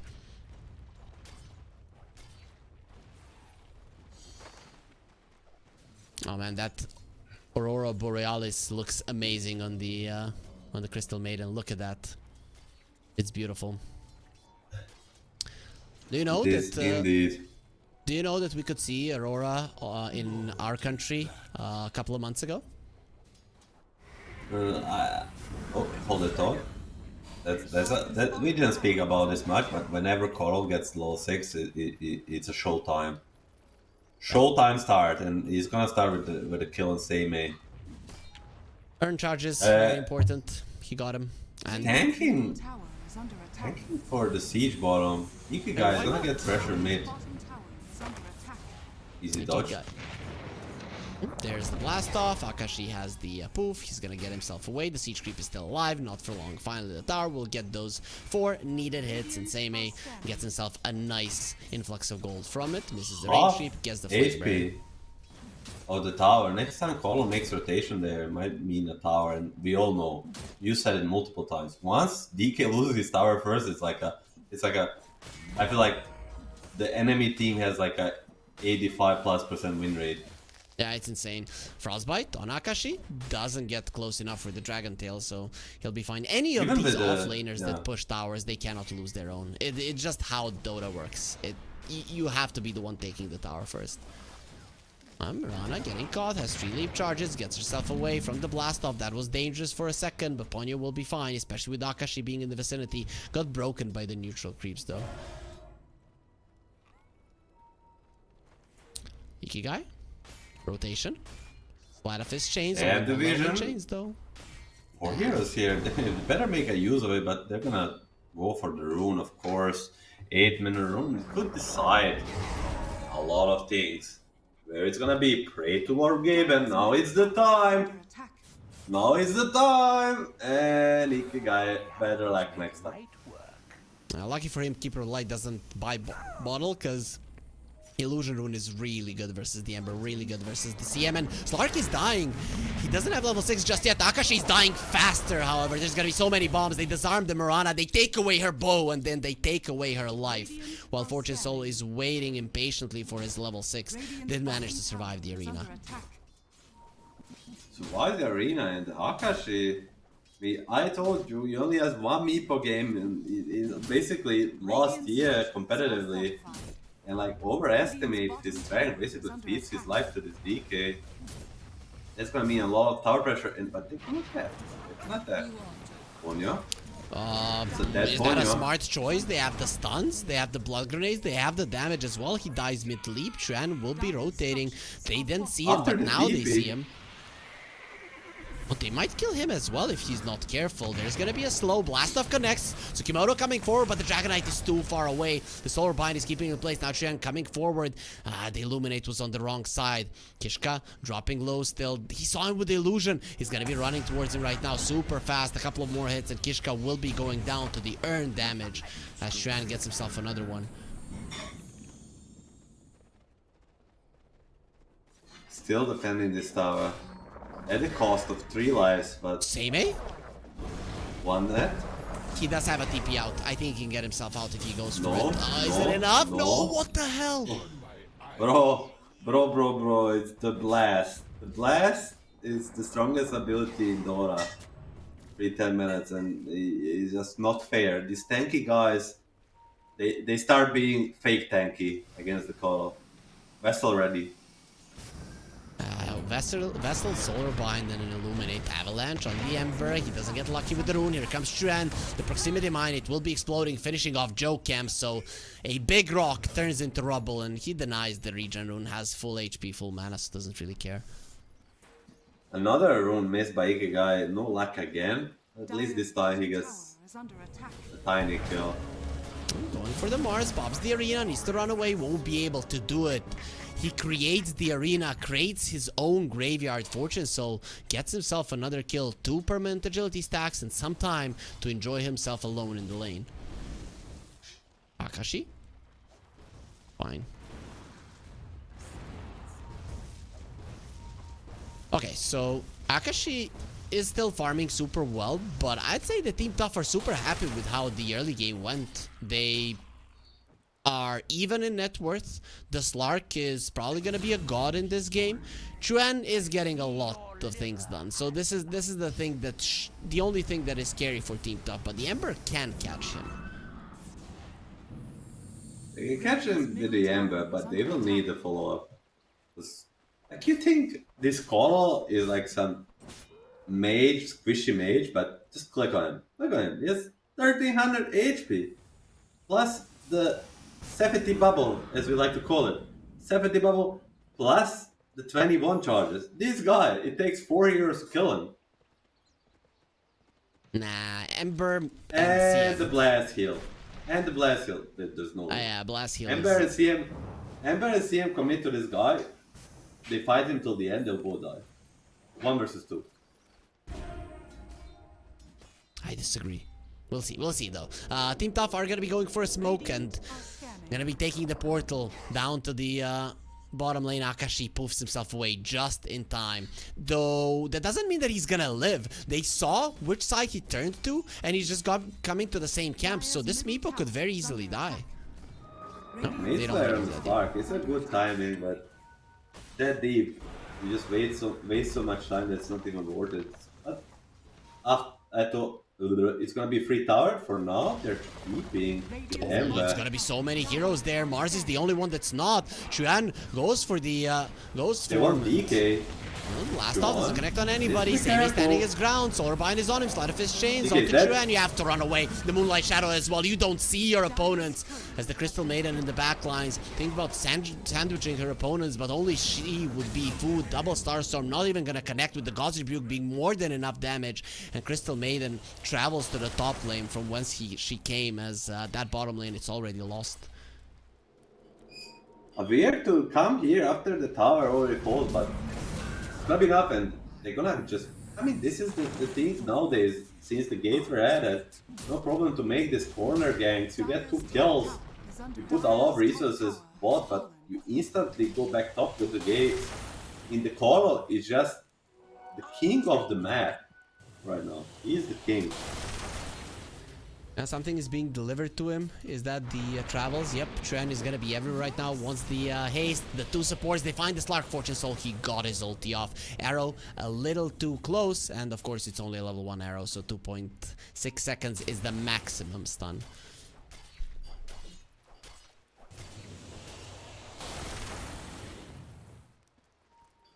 Even just 2 supports forcing the Slark away, making him use his ulti. Only level 9 on Slark. He had a decent laning stage, but still quite a slow game, I would say. Not too bad, but not the place he wants to be. The 15-minute mark is coming though. In a minute, the Slark will be able to see a lot more than his opponents, as Team Tough are in a smoke with the Ember and the Techies, looking for the Meepo. Last time they didn't want to go that deep. Chuan does finish off Tsukimoto in the mid lane. Very easy grab there, especially with the help of 2 of his buddies. And the mid lane tower will fall as well, while the Meepo is hiding at a tier 2. He's not afraid whatsoever. Dire's middle tower has fallen. I mean, Team Tough is just struggling to hit these moves. Another smoke basically wasted. Just remember, the moments you're spending in smoke searching for your enemy are the moments you're spending not farming.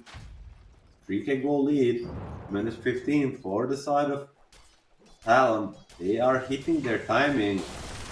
Travel Vessel, Kolo, Blink Dagamas, Deepu halfway through Aghanims on the Meepo, and that's gonna be a goal time.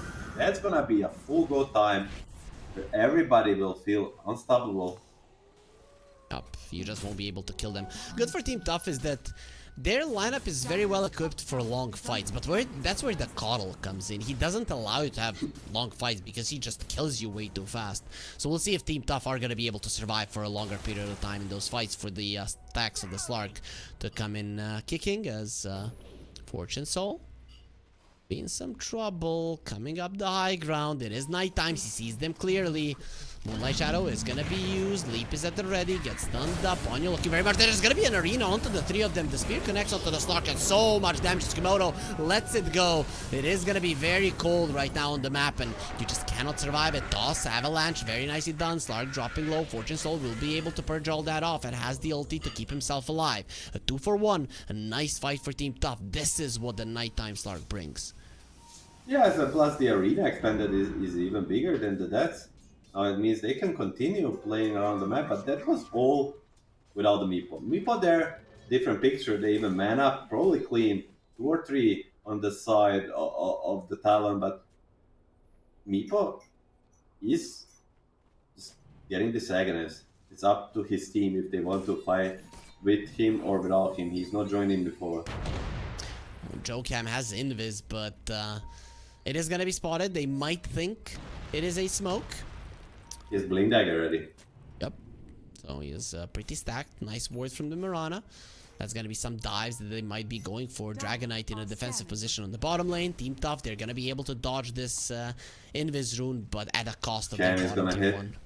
Dire's bottom tower is under Wonder if attack. they might Dire's go for the bottom smoke tower of their is own. Still 50 gold away. On Akashi, he really wants this axe before the next big fight, but as we spoke, just Blink Dagger, everything is almost ready. 20 gold more. And they can just take any fight on the side of Talon. Avalanche toss, Dark Pact, very nicely done. Does remove the arrow. Earthbind does not connect. Frostbite keeps the tiny in place. Blast off, going in. Kishka, he disarms all of them. They're gonna be exploding, and they found the Coddle with the Dragon Tail. Bye-bye, Coddle surrounded by 4 heroes, but Akashi just poof! And everybody disappears. He does have the Mega Meepo staying inside of that CM ulti. And here comes the Mars with the Arena Fortress. Oh yes, we did want you in there, and the Mega Meepo still lives. Ikigai, however, very high in HP and mana. Sleight of his chains onto the Meepos. He doesn't have the dig, doesn't know what to do. He's just gonna accept his destiny and die, while another mine was left there just for good measure. What a fight for Team Tough. They come out on top. The worst possible start for the Talon and best for the Team Tough. Getting this call inside of 4 heroes. We spoke how tanky he is, but not for the 4 heroes. And they just use this timing to their advantage. 4 for 3. Not the greatest, but still a victory after all. 2000 XP, 1.7k on the gold. But they just need a better positioning on the side of Talon. They just need this call to not die first, and these fights go much better for them. And also, they allowed the CM ulti to go so long. The Meepo, he killed the Dragonite with the poof, but the Crystal Maiden got untouched. And then he just came again, right? Place. It was second time the CM basically 1v5s the fight. They need to have someone dedicated to deal with it. But Fish Chains forced Nice after the force side. stuff, beautiful. Nice. Ooh, Jocam, think about going in. Avalanche toss into an arrow. There's the avalanche. There's the toss. There's the arrow. They got him. Bye-bye, Ember. Ikigai's dead. Wow. What a combination. Yep. Perfectly executed from both of them. You wait for the last little bit of Yeah, avalanche. no, Use the toss. They want to chain. Look at the map. Mars is going. He still has the arena. The moment he sees this Slark, he's gonna press it, and it will be the death Slark, but they're gonna get spotted on the sentry and the creep wave. Slark is gonna make his way bottom. Nice. Nice dodge. Got himself out. He's going for that Aghanim Scepter this nighttime. Nice surviving from Team Tough. Now, it is gonna be real survival mode once nighttime comes. Shen does find Kishka, so they did chain that. A bit of a aggressive positioning from the techies. So let's see what's next for Talon. Who do they go for? They have really good hunting heroes. I feel like Team Tough are always gonna feel bad on the map. For Staff, leap away, doesn't have any more leaps. Avalanche keeps him at bay. With Seimei coming over, turns into the dragon, and the Sleight of Fist in the end is the thing that secures the kill. They also get the haste rune on the Ember, so it's fight time for sure. Nice pickup. I mean, that's 650 gold for the Mirana and the haste for the Ember. It seems like a small thing, but it's a nice pickup. They got ready on the call. They want to defend this. Marcini has a blink ready. Spear back. Whoa, is that it? Need arena, but no. But it looked Seimei cool. was.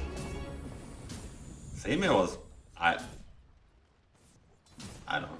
Why didn't he just Manta and run away and leave the Manta illusions? I feel like he thought he has a Blink Dagger, but then when he pressed it, he realized that there's no Blink Dagger, so... Is this that? Usually pro players, they think they have items, but they don't. Does that happen to you, Mila? Oh, I'm just imagining things. Of course it does. Well, let's see. Bottom lane smoke. They're coming over. Coddle is baiting. He's gonna be forcing forward. They're like, what is he doing? Why is he coming to our base? Because that's where his teammates are, and the arrow will connect on the Ember. The Spear does not. They have so many nets. Fortune Soul standing his ground. They do finish off Jet. The buyback from the Ember to Kimoto. Again, his ulti is doing so much, standing his ground versus all of them, and it does allow the Ember to come back into the fight. You're in a 4 versus 3 scenario. Nice spear onto the Ember, keeping him away. Murana has one more leap. Jumps into a mine. The Moonlight Shadow will not protect you from the Slark. WS, it will protect him, however. Goddess Elimine didn't protect her Priestess, but did protect everybody else. It does protect the other guy. I was wondering if he's gonna press it. Please press it, help your teammates, and that's exactly what he does. It's gonna be a buyback for Ember, but most importantly for the side of Team Tough, this Slark is getting fat. He is getting there. Like, a lot of heroes dying through these fights, Ember buybacking, but Slark is getting the kills and not dying. Up looking really good for him. 5-1 and 7 on Fortune Soul. We all know how good his Slark is, and he might be able to carry his team. The Aghanim Scepter is being delivered as we speak, so that's gonna be a huge deal. Surviving the next 3 minutes, waiting for nighttime. If the game stays like this, 5k goal lead for Talon, it's not gonna be enough. Team Tough are gonna be stronger. It's still gonna be execution based, because the last fight, Slark has that much impact only because the CM ulti is not dealt with, and the most important thing, there is no arena. Once there is arena, there is gonna be a clear condition to kill him. So Keeper of the Light wants more in his Dagon, wants to be able to kill those Dragonite illusions once they do come, and of course burst damage is and it's not something that you want to give up. Has the Light Collector. Oh, HP mana never gonna be a problem. He's so tanky when you look at it, but we've seen 2 fights in a row where he just cannot live. The Slark jumps you and you're in so much trouble. Tormentor gonna be gone on, and they will be able to take it down between the 3 of them, no problem. Nice one. It's going to be a Crystal Clone. We don't see CM too much, so we don't see this shard too much, but it's been getting buffed, and I think it's like a cute shard, I would say. It's cool.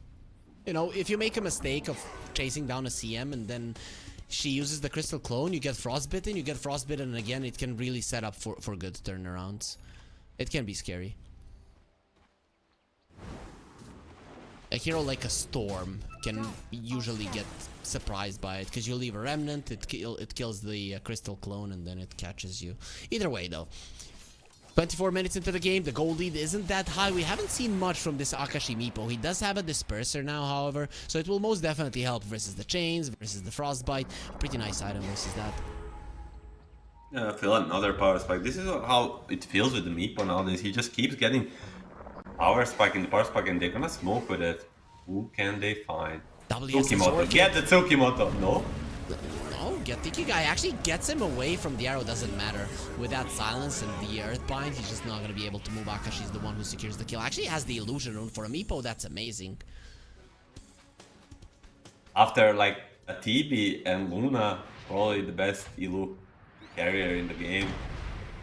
Ishka has a TP to get himself away. Avalanche will not allow. They have the toss, they have the damage, and in the end, the Dagon will be more than enough to annihilate the Techies. 2 heroes off the map.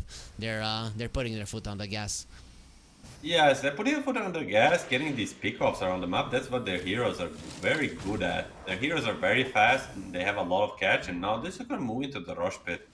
Yep. And with that, they're gonna get themselves in the comfortable position going into the night. We spoke Slark, King of the Night, whatnot, yada yada.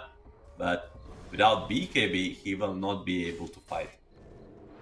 5v5, of course.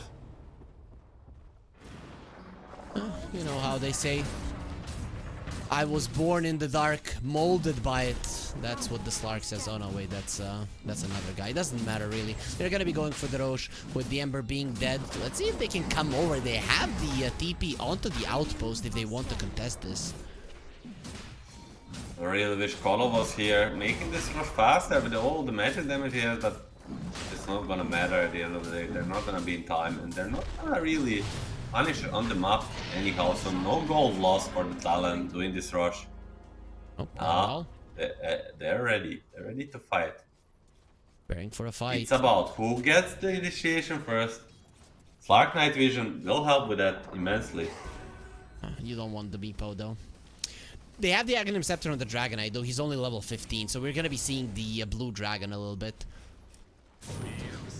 Slides his chance on Mirana. He's gonna be tossed back. Gonna be completely fine. Very long toss. Forced after the side. Jokem is still alive. Nice avalanche though. Keeping the Slark at bay. Who pops his ulti. Trying to get the kill. Not gonna be happening. Another toss will be going there towards the Mars ulti from the CM. The Meepo cannot kill her. And they lose the Mirana inside of the arena. Now they're all caught. Here comes Akash here with the poops. He's gonna be doing so much. Fortune Soul still has that shard. Staying in the depth shroud. Will be surviving. Only the two supports have died. One on each side. Tsukimoto getting himself away. I cannot believe this Crystal Maiden is still alive. Seimei going for a TP out. The net will not allow it, and finally they're gonna get themselves a core. Akashi's on a killing spree, and Team Top, they have to bail. Shield Rune Slark waiting for Jokem. Has the Yules. Tiny can keep himself alive for a long time, so he's just baiting them, forcing them to the high ground. Chuan keeps his buddy alive. Jokem still alive. There it is, and here comes the Meepo. No ulti on the Slark. He does have a Dark Pact, however. Will have a pounce fairly soon. Gets pushed nice back. blinding light. What a blinding light. He doesn't bounce away because the Tiki guy trying to run himself away. He goes to the left. I don't think you're getting out of this one alive. To the low ground. Where's the net? Where's the net? He didn't have it. Or didn't use it. Either way, Akashi doesn't get the Ember, but the Slark dying is a bit... What? That's a shitty TP.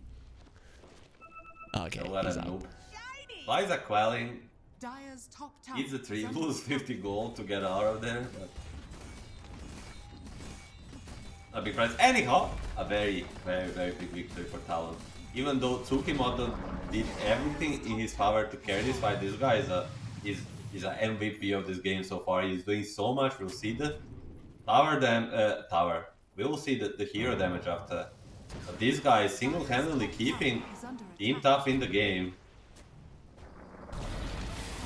Mars, silence is there. You don't want to be going into the mines. There's not too many. Spear connects. They found the Dragonite. There's going to be a nice arena. Tsukimoto, where's the ulti? He doesn't have the freezing field. But what they do have is a nice light bulb. Look at it. And it gets squashed like flies. WS God's Rebuke to give himself a double. He deserved it after the arena usage.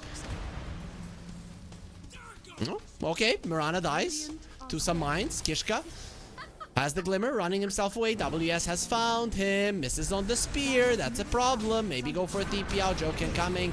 Blinding Light into an avalanche. Blinding Lights and Force Staffs from Chen have been so perfect. Hey, like Force Staffs on Mirana and Colo are just being the name of the fights in this game. They just perfectly kite everything around that Team Tough has. It always looks like they're gonna be there to catch or kill, but there's always another Force Staff, and now level 20 on the call means basically no downtime of this on this spirit form. Ikigai, nice remnant to the side. Fine. As Jokem, now he has a Force Staff as well. You talked about how important those Force Staffs are. Now you're gonna have another one to play with. Things are getting rougher and rougher on Tough.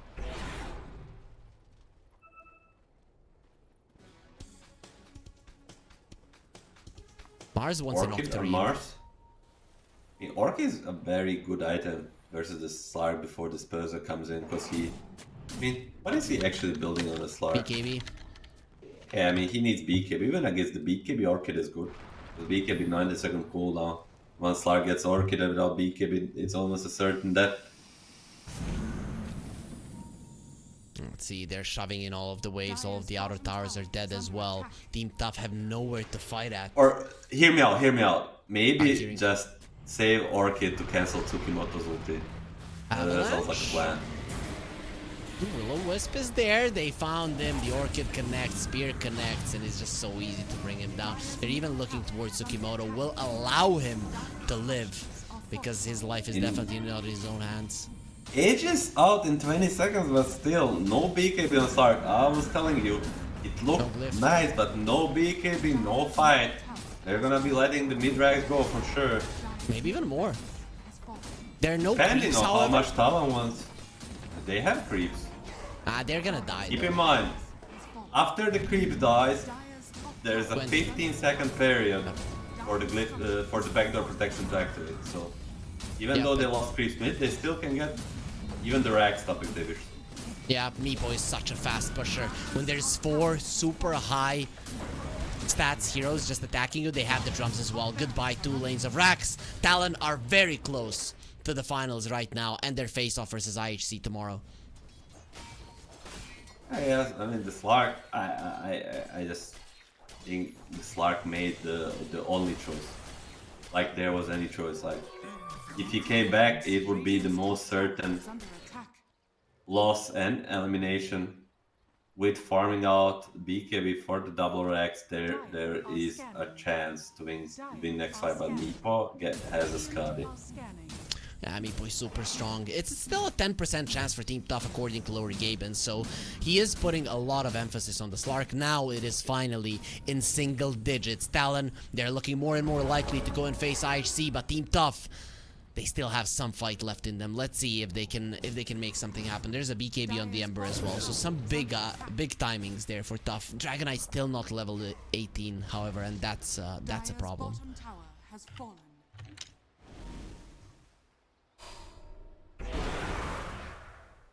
Craggy coat on the Coddle. Even tougher to kill him now. Even if you lose some movement speed on the Coddle, you're still okay, because you're so damn fast. The Gandalf. I get that reference. But you didn't watch the movies, that's what you told me, so... I didn't watch the movies. It's the guy with the white bird, the big beard. It's the guy that looks like the call, or the call looks like the guy. Anyhow, they seem to not be waiting for the rush. They're going for high ground. This is very risky. The spurs are gonna be used, they're going for it. This can be risky as you mentioned. Light ball? Oh no, the arrow connects onto the poor Kishka techies. He does TP immediately. The other lanes got shoved out solidly well, especially the top lane by Team Tough. That's big, but you see the buyback. It just seems they just wanted to force them back. Like the Talon, although so far ahead, they were never going to throw. They just wanted all the Team Tough heroes back in the base, and that's exactly what they achieved. And now they are controlling whole map, and they need to smoke on Team Tough. They cannot stay in base if they want to win this game. What does Talon do? They're in their triangle. They dispersed around the map a little bit, and Slar got spooked, jumps himself away, has that gem, doesn't want to drop it. That's spooky. If you don't come out right now to fight, it's just gonna be worse and worse. It's only gonna get worse, but... Kishka? He just showed himself. No he don't have a buyback, my friend. He's just dead. Doesn't even get the reactive taser off, just accepts his destiny. Toss. Avalanche, toss onto Akashi. Where's the net? Tiki guys, let a fist. Goes to the side. Murana caught, forced after the high ground, gets out of the arena. Fortune Soul pops the BKB, going for the Murano. Got stunned up. Now Seimei gonna be caught as well. He's flying high there with his BKB. He should be fine. Has that level 18, but it doesn't matter. The game is way too hard. BKB on Slar. Yeah, Fortune Soul jumps in. He doesn't have his BKB, but has his ulti. Standing his ground. Actually, that's the depth shot. Look at Akashi just staying there and waiting for ultis to pass. Fortune Soul will get the kill. He's only killing the supports, and the cores are left 3 versus 3, but make it 7 versus 3 because there are 4 freaking meepos. Okay, then that's 6, so I need definitely to learn how to count, but it doesn't matter. What is true is that this game 2 will most likely go to Talon after a fight like that. I mean, they used effectively 3 BKBs to kill the Mirana. And that's not gonna cut it, and they go on the cooldown. It's gonna be a mega creeps. There's one more Rax on the top lane though. Well, that Rax has fallen to the creeps, so it is gonna be mega creeps. One thing Slark sacked at, and it's fighting the mega creeps. So this is like 99%. What's this one? Dota Plus has 98, so you're very close. We can see that my colleague is 100% a professional Dota player, as he knows all of the percentages of the Dota Plus. They probably even call you, like, and ask you so that they can run the numbers, like what do you think who's gonna win, and then they add it into their calculations 100%. Shard on the Mars on one side and on the Techies on the other. So Reactive Taser is actually a really good spell versus the Meepo. It is, nonetheless, but is it enough versus the Meepo with the Aegis and the Mars, probably with the cheese? They're gonna... Rush is gonna roar for help. No help will come from Team Tough. That's level 25 for Meepo as well. What's the level 25 Meepo? One clone.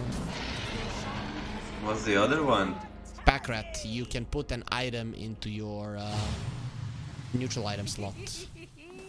Sounds pretty useless. So divided we stand +1. Why do you think so, right? If you are 6 slotted, you put an item there. It's actually insane.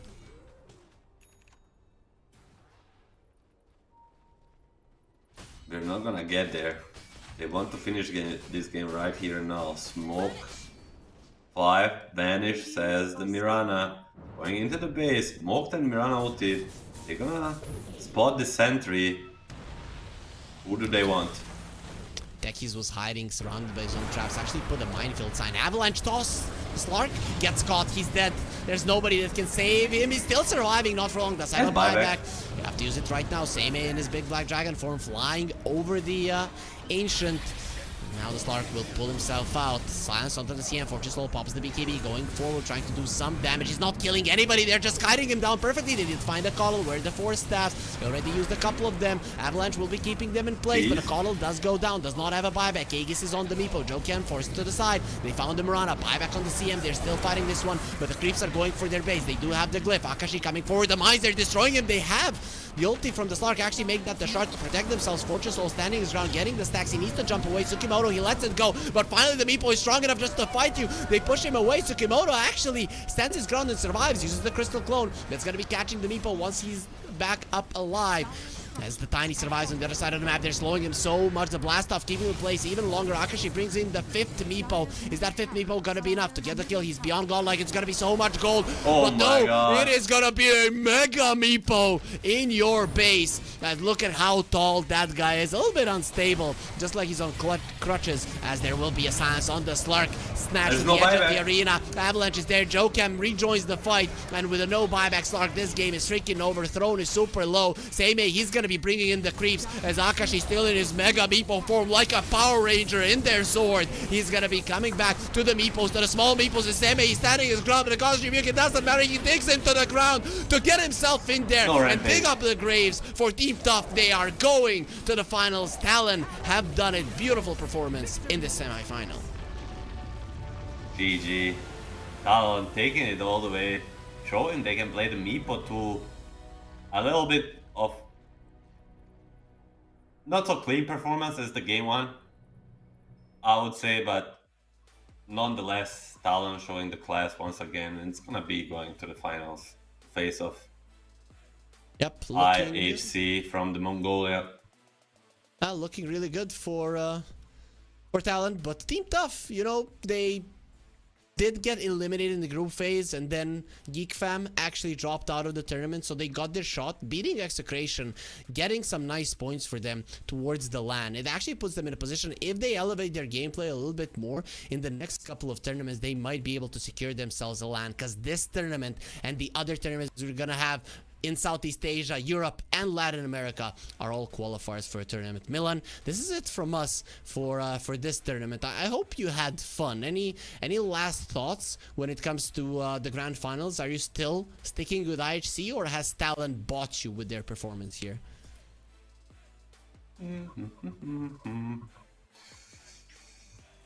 I think IHC will take it, but it's a little bit of a shot in the dark. Both teams are very, very good, and I think this tournament was great. I think 1xBet and Relog put up a very nice tournament for this region, for everybody, for us to cast this, for us to watch it, and shout out to them, shout out to Bob, and that's about it. Yeah, okay, Bob definitely made the tournament a lot more fun. Unfortunately, he got eliminated yesterday, but we are down to our last day. The grand finals is going to be happening tomorrow. We're going to be here at the same time like always, 9 CET. It is going to be IHC versus Team Talent. Kips and T-Panda are going to be taking you through that action. Until next time, we'll see you, and tomorrow, enjoy the grand finals, because it is going to be amazing.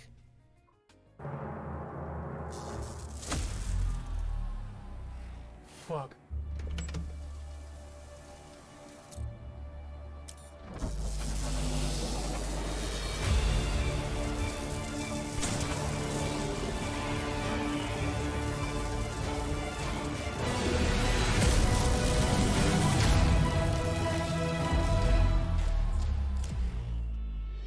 Use your skills in the gaming.